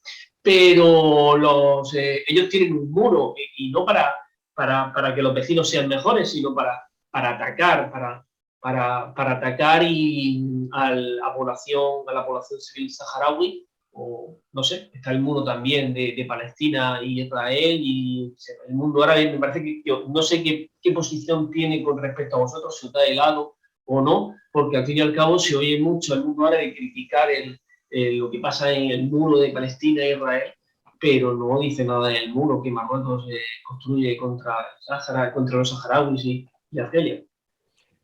Vamos a ver, yo creo que Marruecos, sus prioridades se marcan en sus líneas rojas, incluso a nivel constitucional. Monarquía, religión y el concepto de integridad territorial.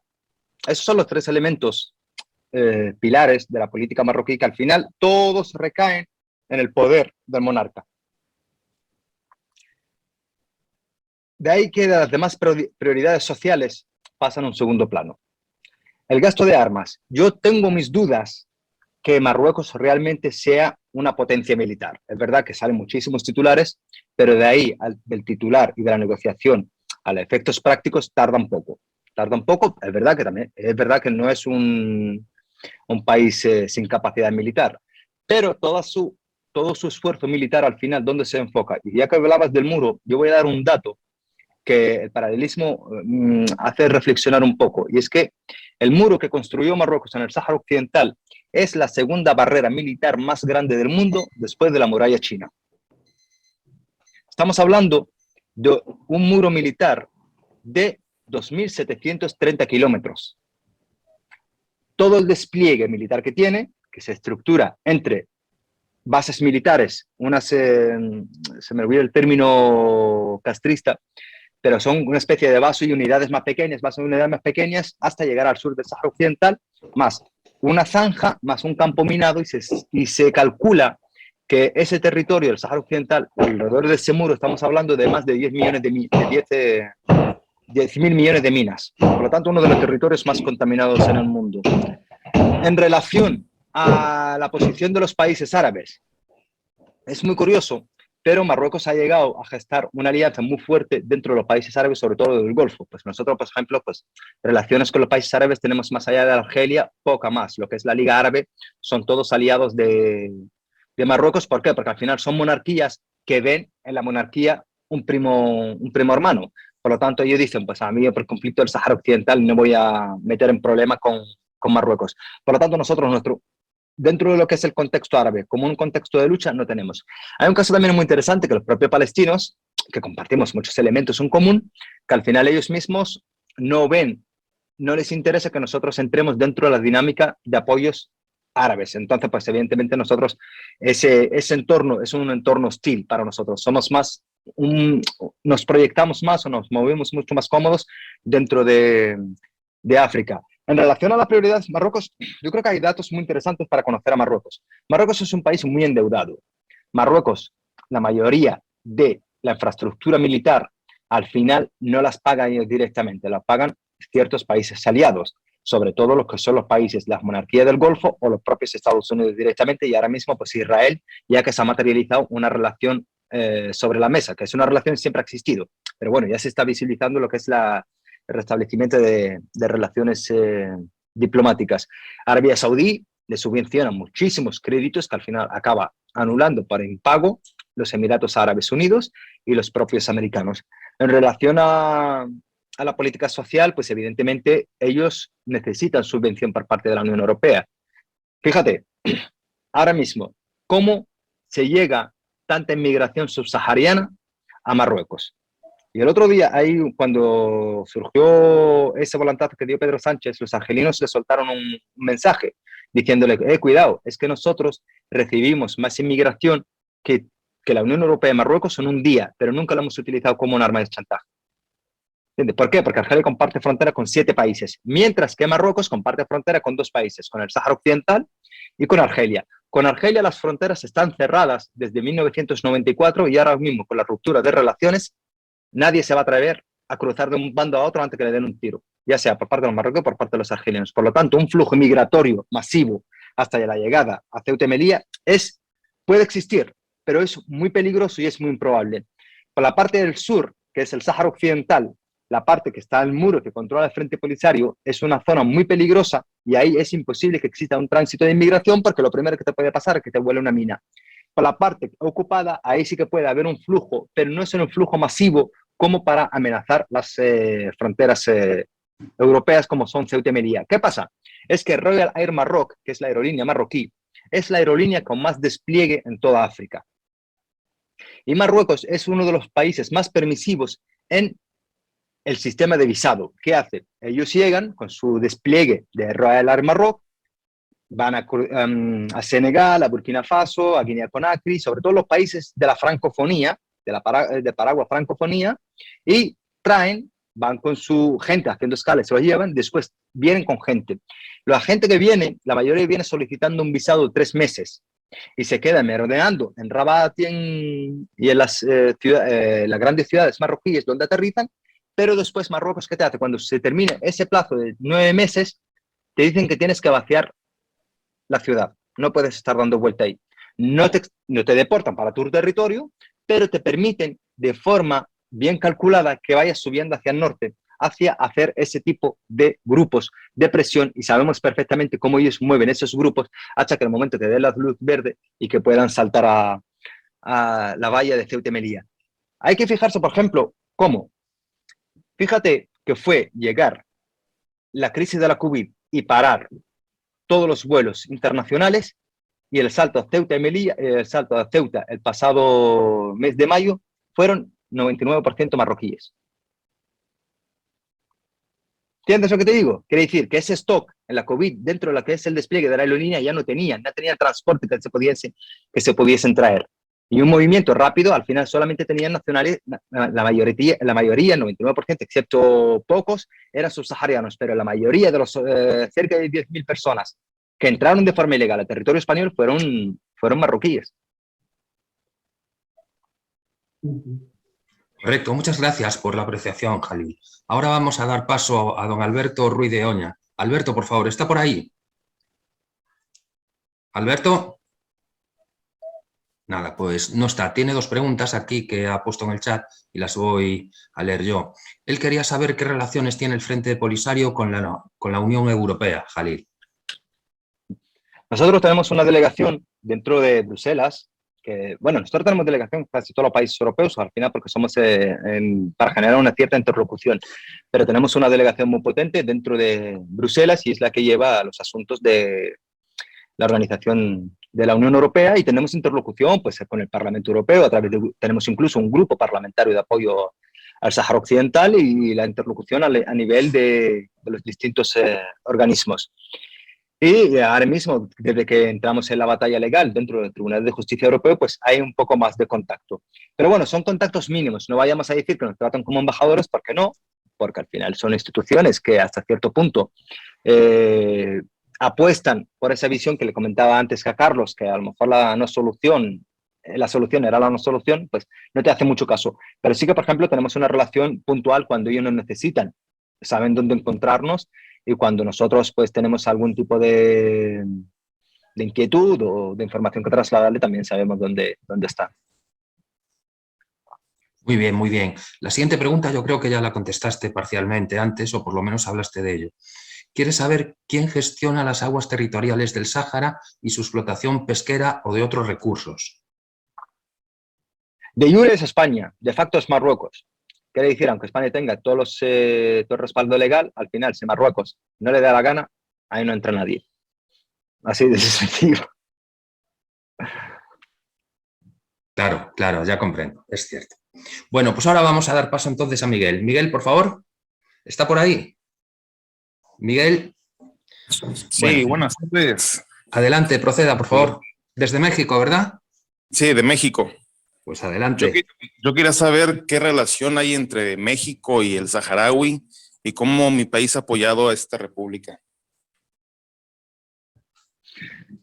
Nosotros tenemos relaciones diplomáticas desde los 80 con los Estados Unidos mexicanos, y tenemos embajada, e incluso tenemos embajador acreditado ante la República Árabe Sahara Democrática. Tal punto, pues antes de ayer se constituyó el intergrupo a nivel de la Cámara de Diputados de apoyo a la República Saharaui, y hemos tenido una interlocución con los distintos gobiernos que han ido llegando al poder, independientemente de su color ideológico y eso. Es verdad que en política internacional México tiene un caso muy interesante, y es que la centralidad de Naciones Unidas y el derecho a la autodeterminación de los pueblos, y eso lo creo que incluso, no me atrevo a decirlo con 100% de seguridad, pero creo que son unos principios que están defendidos dentro incluso de la propia Constitución. Y es uno de los países que mejor nos llevamos a nivel de Latinoamérica, y incluso tenemos nuestra embajada con la bandera en alto y interlocución al máximo nivel. Y las tomas de posesión también, pues el presidente saharaui siempre asiste a esos actos solemnes. Muy bien, pues ahora vamos a dar entonces la palabra a Pacobel. Pacobel, por favor, cuando quiera. Yo estoy encantado con escuchar a Mohamed, porque es una persona que yo no sé, ¿te sientes español? No, sinceramente, como tal, no. Siendo sincero, no. Porque eres joven. ¿Eh? Porque eres joven. Claro, yo he nacido en otras circunstancias. Yo he visto a vecinos míos que han acogido a saharauis y han sido como una relación amor-odio. Es decir, han sido muy transgresores con España, con los españoles, pero en cambio han estado felices durante esos 2 meses con esta familia. Es curioso, ¿verdad? Yo creo que eso lo comentábamos antes con Ramón. Sí. Los saharauis tenemos una relación amor-odio. Sí. Amor a la sociedad y a la población por las relaciones afectivas que nos unen, y aparte porque los saharauis somos muy del perdón, pero el odio con la élite del poder. Sí. Cuando hablamos, por eso nosotros siempre intentamos, y yo por lo menos lo utilizo como una herramienta a través de la experiencia en conferencias, en universidades y eso, cuando le digo, mira, yo voy a hablar de España, pero tengo 2 Españas. Dentro de la España en la que confío es la del pueblo, que siempre ha estado con el pueblo saharaui, y dentro de la España que voy a denunciar y que voy a condenar... Que no te quepa la menor duda que el 90%, el 99% de los españoles estamos con los saharauis. Sí, por eso digo que hay que dividir muy bien. Cuando hablamos de la España del poder político, es evidente, ahí están las chapuzas, pero cuando hablamos de la España del pueblo, al final, pues yo creo que probablemente, y no es que yo sea chauvinista y que me lo perdonen los compañeros que están de otras partes del mundo, pero probablemente, por ejemplo, nosotros los saharauis somos una de las comunidades que más cómodos nos sentamos dentro de la población española, y eso lo veo yo conmigo mismo. Cuando digo saharaui, pues automáticamente el nivel de interacción cambia, y eso yo lo agradezco y lo valoro. Bueno, no hay que agradecerlo, es simplemente un sentimiento generalizado. Sí, pero sí, bueno, totalmente. yo te voy a contar lo que sé. Lo que sé fue que el teniente general Gómez de Salazar tenía perfectamente controlado el Sáhara a nivel militar. Sí. Tenía perfectamente controlado el Sáhara y tenía el ejército de regulares, que era el mejor del mundo en convivencia en el desierto. O sea, me río yo de cuando la guerra del Golfo, cuando mandaron a los pobres soldados con petates de 50 kilos de peso. Eso fue espantoso. O sea, eso significaba una ignorancia subida en lo que era convivencia en el desierto. Tengo conocidos también que han vivido en el desierto y que han sido soldados regulares o que han sido militares. Cuando murió Franco o cuando estaba el sucesor, el rey de España, pues no sé lo que hizo. No quiero entrar en ese tema, pero sí que estaba perfectamente controlado el Sáhara. Y el Sáhara tenía la renta per cápita exactamente igual que la española. Y los fosfatos de Bucra fueron 25.000 millones de pesetas que el Estado español había invertido en la mayor mina de fosfatos o en la mayor fábrica de fosfatos del mundo. Entonces, ahí quien estaba no era Mohamed, quien estaba era Estados Unidos. O sea, yo no sé si lo tenéis en cuenta eso. Nuestro principal intermediario han sido los Estados Unidos, y parece ser que la Marcha Verde no la hizo Mohamed, la hizo la CIA. No lo sé, yo... Sí, mira, no, sí lo confirmo yo. También sé que el franquista Solís, que no lo digo por franquista con despecho, sino que lo digo porque mandaron a una persona que lo único que hizo fue cobrar un cheque. También sé algo de eso. Entonces digo, bueno, ¿qué cojones pasó ahí? Ahí pasó algo, pero que no. Y claro, yo he estado en relación con marroquíes posteriormente, y he hablado con marroquíes posteriormente, y a mí lo que me han dicho lo que me han dicho es, lo único que le interesa a Mohamed es que el Sáhara, que no diga España que sea, o sea, que no se metan con el Sáhara. El resto les da igual. O sea, es cosas que yo voy enlazando por un sitio y por otro. El sentimiento con el Sáhara, con saharauis, es exactamente el mismo que con Hispanoamérica. Exactamente igual. Me extendería más, pero no sé. Tiene que dejar hablar a Jalil para que le conteste, Paco. Sí, no Paco. sé la sensación que tienes, Mohamed. No sé la sensación que tienes de todo lo que he dicho. No, pero sí que te soy sincero. No, Paco, déjele contestar, porque si no, no yo te lo vamos a agradezco avanzar. yo te lo agradezco y me llega la forma tan emocionada con lo que dice, por lo tanto es de corazón, de eso no hay duda. Aquí hay mucho, lo que pasó en esos 4 años es muy interesante de estudio, de desclasificar muchísimos documentos y los que no se han desclasificado. Decías lo que invirtió España en la mina de fosfato. Uno de los compromisos es que España iba a recuperar y cuando salió, ¿sabe qué le dijo a Hassan II? Si te he visto no me acuerdo. Y hasta hoy en día, pues no lo ha recuperado. Aquí hay un libro que lo publicó un profesor canario que se llama Estados Unidos en la Guerra del Sáhara Occidental.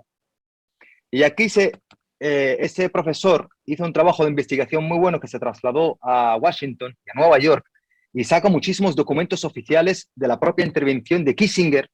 En aquel tiempo, pues Kissinger era el halcón de la política internacional y saca muchísimos documentos de sus encuentros con Solís, con el embajador en Naciones Unidas, con el propio rey Juan Carlos, que ya iba a asumir el poder, y con Hassan II y con otra parte interesada en el conflicto.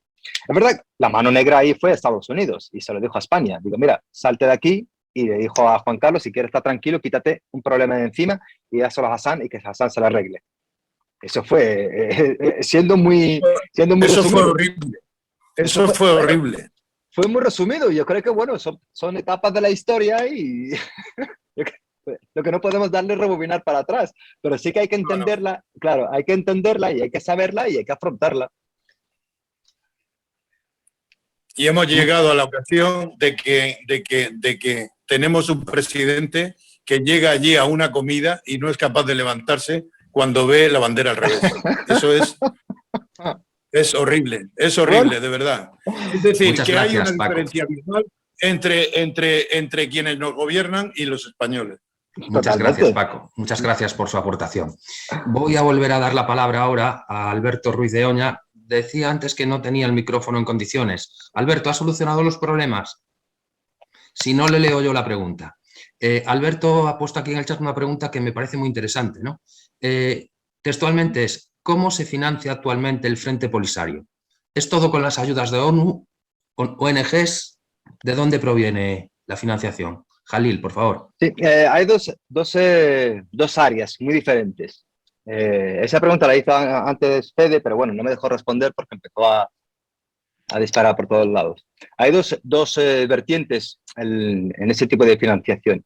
Está la parte estrictamente humanitaria y dedicada a los campamentos de refugiados, y ahí se financia a través de ONGs internacionales y ONGs que se dedican al enfoque humanitario de las asociaciones amigas, sobre todo en España. La sociedad civil española está muy implicada en lo que es el apoyo humanitario al Frente Polisario. La financiación para otra arista, que es el trabajo más político a nivel internacional y a nivel incluso militar, ya eso viene de otros países aliados, como decía antes, que nosotros tenemos articuladas muy fuertes alianzas. Dentro de, por ejemplo, África, pues para poner un ejemplo, pues nuestros mejores aliados pues son Argelia, Sudáfrica y Nigeria. Pero, por ejemplo, la ONU, ahí no entra en nada. La ONU solamente financia a través de la Agencia de Naciones Unidas para los Refugiados, ACNUR, ciertos proyectos humanitarios. Pues muy bien, gracias, Jalil. Yo quería también hacer una pregunta, ¿no? Porque antes hablamos un poquito del origen del Sáhara y, bueno, siempre me causó mucho interés la persona de Emilio Bonelli, ¿no? Que es realmente quien empieza con todo esto, ¿no? ¿Qué impresión tienes tú de aquel hombre? ¿Qué te pareció? Porque para mí es que fue un visionario, un intrépido.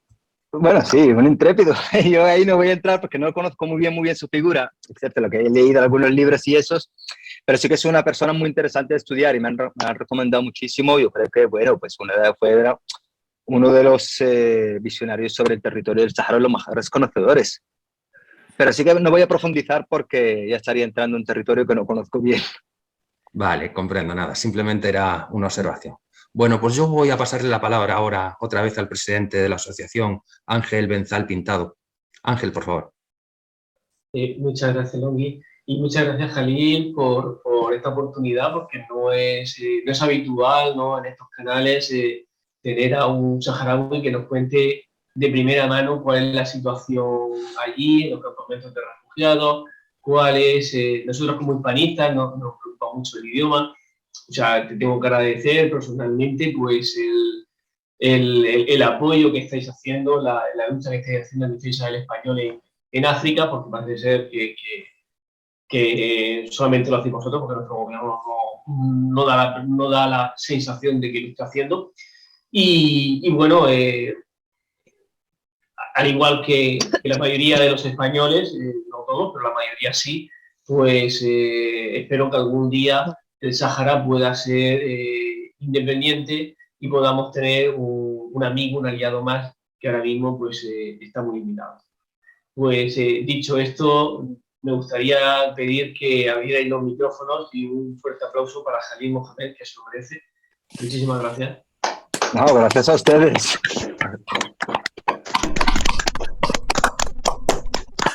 Muchas gracias, Jalil, te lo mereces. Gracias a ustedes. Ha estado muy bien, ¿eh? No, En gracias. serio. Gracias, me he sentido cómodo. Bueno, pues acaba de aparecer otra pregunta, no sé si tienes tiempo para contestarla. Leonardo, por favor. ¿Leonardo? Nada, Leonardo desde México.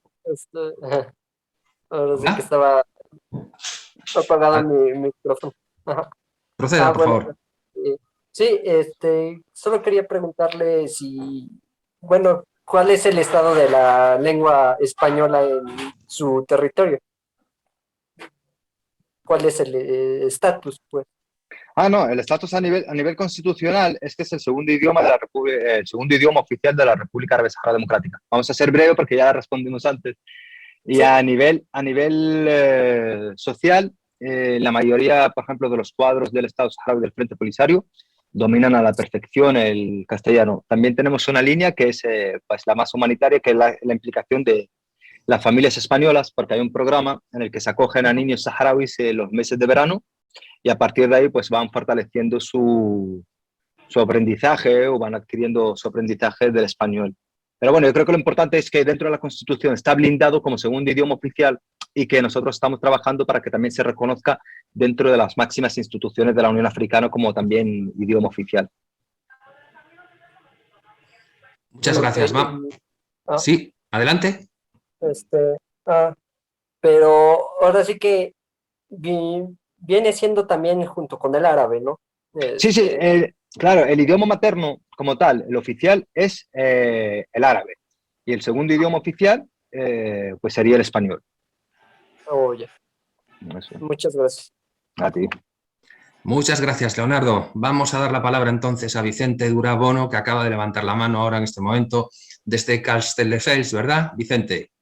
Sí, bueno, yo vivo en Castelldefels habitualmente, pero hoy no, por otras razones no estoy en Castelldefels. Interesante mucho la conferencia, agradecer a la asociación y a Jalil. Yo tenía dos preguntas. Me interesaba saber qué población hay, digamos, saharaui, que no está integrada en Marruecos, si tenéis censos, si tenéis, digamos, saber cuánta gente, la diáspora, cuánta gente tenéis contabilizada. Luego también, ¿qué relación tiene, digamos, el Frente Polisario con el régimen de Cuba? ¿Cómo están esas relaciones? Es lo que quería preguntar. Venga, y muchísimas gracias. En relación al censo, hay un censo oficial, que es el que se tomó como base, el del 75 de España, pero bueno, hay un censo un poco más general, que no está bien determinado, y es que la población saharaui puede oscilar entre 1 millón y 1.200.000, contando la población que está en el territorio, contando incluso la población en territorios en países vecinos como Mauritania e incluso el sur de Marruecos. Pero es verdad que, por ejemplo, uno de los problemas de los saharauis es su reducido número como población para un territorio tan vasto como es el territorio del Sahara Occidental, que estamos hablando pues, prácticamente de 284.000 kilómetros cuadrados. La suerte es que dentro de la comunidad internacional y dentro de la legalidad internacional no hay ninguna resolución que diga que cada ciudadano le corresponden 20.000 o 4.000 o 5 metros cuadrados. Por lo tanto, pues nosotros para esa parte estamos cómodos dentro de lo que es el respaldo legal. En relación a la relación con Cuba, el Frente Polisario y la República Saharaui tiene una relación de alto nivel, mantienen contactos desde hace muchísimos años, pues incluso Cuba reconoció a la República Árabe Saharaui Democrática como Estado en 1982. Ofrece muchísimo apoyo a lo que son becas de formación, sobre todo en el campo de estudios universitarios y el campo de la medicina, y en los campamentos de refugiados hay incluso médicos cubanos. Pero bueno, yo creo que es una relación que entra dentro de una visión que había tenido o que tiene de Cuba con todos los países africanos, y es uno de los países con el que mantenemos relaciones diplomáticas al más alto nivel. Pues venga, muchísimas gracias. Gracias a usted. Muy bien, Jalil, he visto que has puesto otra vez en el chat esta página que tienes, Provincia 53. Tienes la opción, por si quieres mostrarla y que la veamos todos, de compartir pantalla.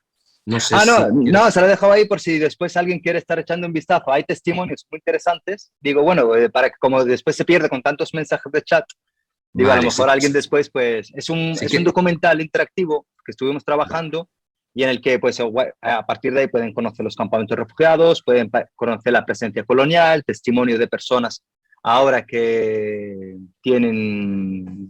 son militares, y hay varias aristas para conocer. Vale, muy bien. ¿Quieres que la mostremos? Ángel, si me habilitas a mí para compartir pantalla, lo pongo un momento.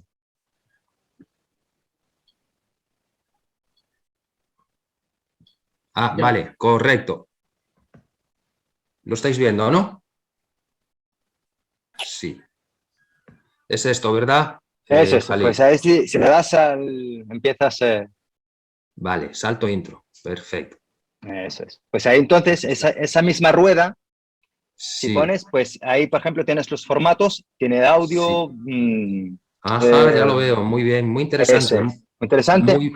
Aquí las personas desaparecidas, los saharauis con DNI español que se encontraron en las fosas, tiempo colonial, aquí están los testimonios de los militares. Vale. Aquí tienes, por ejemplo, pues la espera que continúa, que son los campamentos, y aquí, por ejemplo, pues la transición.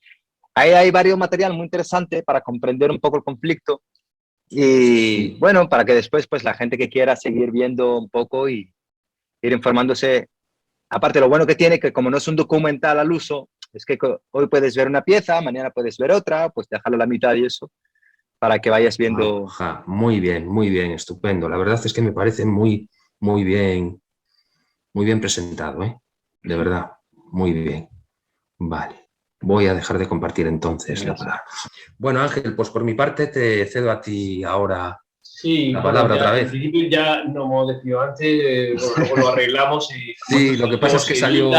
Pero arreglamos. Te quería hacer una pregunta más. ¿Cuál es el papel de los servicios secretos marroquíes en España? O sea, ¿hasta qué nivel habéis detectado vosotros que están metidos aquí y qué trabajo hacen? Los servicios secretos marroquíes dentro de nuestro país, dentro de España. Bueno, yo ahí, más allá de lo que he leído y eso, no me atrevería, pero sí que, por ejemplo, con unos servicios secretos muy bien posicionados, aquí no tenga duda porque aquí pues conocen muy bien España y saben perfectamente cuáles son los puntos débiles y hay un término que se le denomina la quinta columna, que es un potencial muy fuerte que tiene Marruecos aquí en España, y en el momento que quiera desestabilizar a nivel interno, lo puede hacer de la noche a la mañana. Y eso es una realidad. No es para generar miedo ni nada de eso, pero sí es que es una cuestión para ir reflexionando de cómo España puede ir consolidando sus propios intereses. Date cuenta que cuando, por ejemplo, entró el presidente saharaui a tratarse de COVID aquí, ¡pum!, los servicios secretos marroquíes se lo pasaron a la prensa francesa y la francesa después lo sacó por aquí, después nadie se enteró ni cómo se habían enterado. Por lo tanto, eso es muy sabido. Y aparte, no solamente los servicios como actúan aquí, hay un modus operandi que es muy interesante, es cómo actúan con los representantes políticos que ponen su pie dentro de Marruecos. hay etapas de gobierno en la que empieza a desfilar una cantidad de representantes políticos en Marruecos, y a partir de ahí, cómo ellos hacen para recopilar una serie de datos, una serie de escenas, de video, fotografía, de chantaje, para que después te neutralicen en cualquier momento que tú puedas tener algún tipo de declaración contra los intereses de Marruecos. Y eso lo usan ellos perfectamente. Pero bueno, son unos servicios en número, son muchísimos, y el otro elemento, que no tienen ningún tipo de escrúpulo. Por lo tanto, que cualquier cosa te la pueden utilizar en contra. No tienen el código, por ejemplo, bueno, hay servicios secretos pues tienen un cierto código de ética. ¿Dónde están los límites de actuación? Pues el servicio secreto marroquí no tiene ninguno. Muchas gracias. Bueno, Carlos Fernández, también directivo de la Asociación de Retecavite, acaba de levantar la mano. Sí, hola, buenas noches. ¿Me oís? Sí, buenas noches, Carlos. ¿Me oye? Mira, no he podido ver tu exposición desde el primer momento por compromisos sociales, pero he visto al final. Y yo tengo una serie de preguntas porque es un tema muy sensible. Yo estoy muy sensibilizado con este tema de hace mucho tiempo, ¿vale? Entonces, yo lo que no entiendo, y voy a ser un poquito contundente, ¿vale? Voy a ser contundente y a lo mejor brusco porque es un tema que me duele, porque si no me doliera, no haría la pregunta que voy a hacer. Yo no entiendo la inmensa torpeza, o por lo menos me lo parece a mí, ¿vale?, con la que se está moviendo Argelia diplomáticamente, la tremenda torpeza del Frente Polisario, la increíble e infinita torpeza de la diplomacia española, que no hace más que cagarla una y otra vez, y todo esto en contraste con la gran inteligencia de los marroquíes y de los Estados Unidos. Es que da la sensación de que llevan 40 años ganando, vosotros lleváis 40 años perdiendo, y al final vais a acabar perdiendo. Entonces, dime que estoy equivocado, porque yo lo que veo es que Marruecos, el tiempo juega a favor de Marruecos, nadie le tose a Marruecos, Marruecos cada día consigue más apoyo, ha conseguido el apoyo de Alemania, está ganando en todas las cancillerías europeas. ¿Qué está haciendo el Frente Polisario? ¿Qué estáis haciendo los polisarios? Porque entre otras cosas tú has dicho, bueno, la población. Es que se supone, no sé, entiendo yo, que si hace 40 años, 30 años, el Polisario se hubiera marcado una política demográfica de tener descendencia, hoy podría haber quintuplicado su población.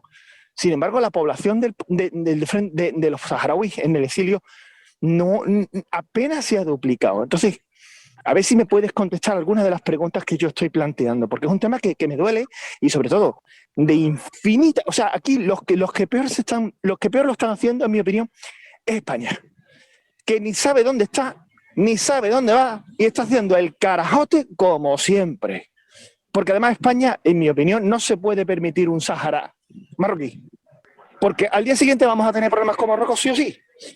Pero en fin, no sé si me puedes contestar alguna de los planteamientos que he hecho. Gracias. Sí, y disculpa si he sido un poco brusco, ¿eh? Pero... No, para nada. Yo creo que entre nosotros mismos, a mí me suena un poco tu afirmación o tu pregunta de qué carajo está haciendo el Frente Polisario, qué carajo está haciendo Argelia, Marruecos ganando, pues a ciertos saharauis cuando nos desesperamos. ¿Entiendes? Por lo tanto, sí. te comprendo perfectamente. Vamos a ver, es la correlación de fuerza y eso depende de las circunstancias del tiempo. Va uno ganando, va uno tensando, va uno perdiendo y eso es así, un paso para adelante y otro para atrás. En relación a Marruecos, es verdad que Marruecos ha entrado para el marco del acuerdo Abraham, que impulsado por Donald Trump, y le ha abierto todas las puertas. Pero lo que hay que entender muy claramente, que toda la capacidad que ha tenido Marruecos, con toda la población que tiene, con todos los recursos que invierte, porque al final dentro de su política exterior ellos son monotemáticos, porque no hay otra cuestión que no sea el Sáhara Occidental, no han sido capaces de neutralizar. ¿Eh? ¿Qué dice Alberto? ¿Paco? No, que no tienen otra política. Pues entonces, ya lo dije antes, que lo único que les interesa a Mohamed es que el Sáhara sea marroquí, ya está, no hay otra. Por lo tanto, quiere decir es monotema. Si no han podido, y teniendo los aliados dentro del Consejo de Seguridad como Francia, que veta todo tipo de resolución que pueda ir en contra de los intereses de Marruecos, quiere decir que todavía no lo están haciendo bien y que todavía nosotros estamos resistiendo. Es verdad que Argelia podría hacer más, pero bueno, Argelia no tiene aliados, por ejemplo, como los tiene Marruecos, como en el caso del Consejo de Seguridad. Y es verdad que, por ejemplo, pues Argelia tiene muchísimos temas de política internacional y ahora mismo acaba de salir de una crisis interna y esperemos que en esta nueva dinámica en la que está y en la que está siendo un aliado alternativo y fiable para la cuenca mediterránea en asuntos energéticos, espero que eso se pueda aprovechar en nuestro favor. En cuestión a la población, y es verdad que tú decías que el Polisario no ha hecho una política de crecimiento demográfico, y sí que la hubo en los 80 y tuvo un éxito. Lo que pasa que después, ¿cómo tú puedes sostenerla en el 2000 cuando las prioridades y las dinámicas de la gente empiezan a cambiar? En los 80, por ejemplo, yo que soy de la generación de los 80, la familia que menos hijos tiene 6 o 7. Y tuvo un muy buen efecto. Pero ahora mismo, por ejemplo, lo que nos pasa ahora mismo, por ejemplo, en los campamentos de refugiados, que no te vas a encontrar a ninguna mujer o ninguna pareja dispuesta a tener, bueno, dispuesta a lo mejor tiene la intención de tener más, pero hacer el esfuerzo a tener más de 5 hijos, te lo va a decir, pues lo vas a criar tú. ¿Por qué? Porque al final eso implica una carga económica, una carga de criarlos, educación, porque tú tampoco vas a tener niños y dejarlos sentados encima de una duna en pelota, con todo el respeto. Eso tiene unas ciertas responsabilidades que tienes que hacer cargo de ella. Pero lo que te digo una cosa, Carlos, que lo cierto que yo, desde mi punto de vista, y conocer perfectamente un poco las dinámicas de movimiento de Marruecos a nivel internacional y nacional. Bueno, decía eso de la chapuza de España en política internacional. No es nada nuevo y tampoco creo que... Como no metas la pierna en la puerta, no vendes la enciclopedia. ¿Me explico? Sí, sí. Marruecos no se habría atrevido a tocarle un pelo a Argelia. Y entonces sí habría habido un conflicto, se habría llevado a la ONU y Estados Unidos habría dicho, un momento, vamos a arreglar esto. Bueno, claro, pero eso depende de Argelia, Carlos. Pero fíjate, por ejemplo, que Argelia le ha cortado el gas ahora mismo. Ahora mismo Marruecos no tiene capacidad. Yo hoy mismo estaba viendo la conferencia de prensa del primer ministro marroquí. No tiene capacidad. Mira, le ha cortado el gas. ¿Entiendes? El gasoducto que entraba, que le reportaba entre 80 y 200 millones al año y 1 millón de metros cúbicos de forma gratuita y le generaba más entre el 10 y incluso llegando hasta al 19% de electricidad. Ahora mismo no tiene capacidad de competir en el mercado internacional porque no hay gas ni siquiera para Europa. Por lo tanto, Marruecos pasa a un segundo plano, a no ser que alguien se lo done. Fíjate que hace poco decían aquí en España, vamos a prestarle la planta que tenemos en Huelva para que Marruecos pueda comprar gas y después nosotros redistribuírselo a través del gasoducto Magreb, invertir el trayecto para que puedan tener gas. Pues que ahora resulta Marruecos no tiene capacidad. Sufre la peor sequía en 40 años un país donde la ganadería y la agricultura son los que más empleo generan dentro de la población. Sufre una inflación que ya, por ejemplo, los efectos que estamos viviendo aquí, que estamos cerca de los 2 dígitos, pues en Marruecos es peor. Quiere decir que ahora mismo es una situación que está bastante complicada. Los argelinos los están apretando, pero de ahí a que vayamos a un enfrentamiento militar, eso va, bueno, yo espero que no, porque ahí la onda expansiva no solamente que no vamos a ganar los saharauis, vamos a perder los saharauis, los españoles, los argelinos y los marroquíes, porque si chocan esos 2 elefantes, la onda expansiva también va a ser bastante caótica. Pero lo que yo te digo, por ejemplo, ya que te he visto hablando con esa resignación como un propio saharaui, que yo creo que vamos a darle los tiempos, 6 meses. Vas a ver cómo va a ir cambiando la correlación de fuerza. Fíjate que cuando ellos entraron en la Unión Africana, todo el mundo dijo, ya está, van a echar a la República Saharaui y se acabó el problema. Pues ahora resulta que ahora mismo comparten con nosotros asiento y de alguna forma u otra, de forma indirecta, nos están reconociendo automáticamente y firman los documentos oficiales de la Organización Continental junto a la República Saharaui. Y la última cumbre Unión Africana y Unión Europea que se celebró en Bruselas, compartimos en igualdad de condiciones. Quiere decir que ahora mismo están un poco más débiles de lo que eran hace 6 meses. Sí, pero han conseguido el apoyo de Estados Unidos, han conseguido el apoyo de Alemania No, Alemania, cuidado, aquí se dice mucho, Pedro Sánchez, para un poco blindarse dentro de esa tropeza que acaba de hacer, es que Alemania se ha puesto del lado de Marruecos. No.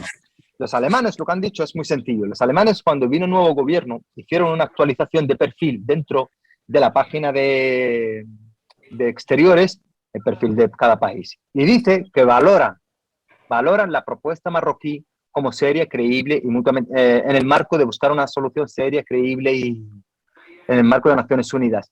Valorar no es decir, es la más, que son dos cosas muy distintas.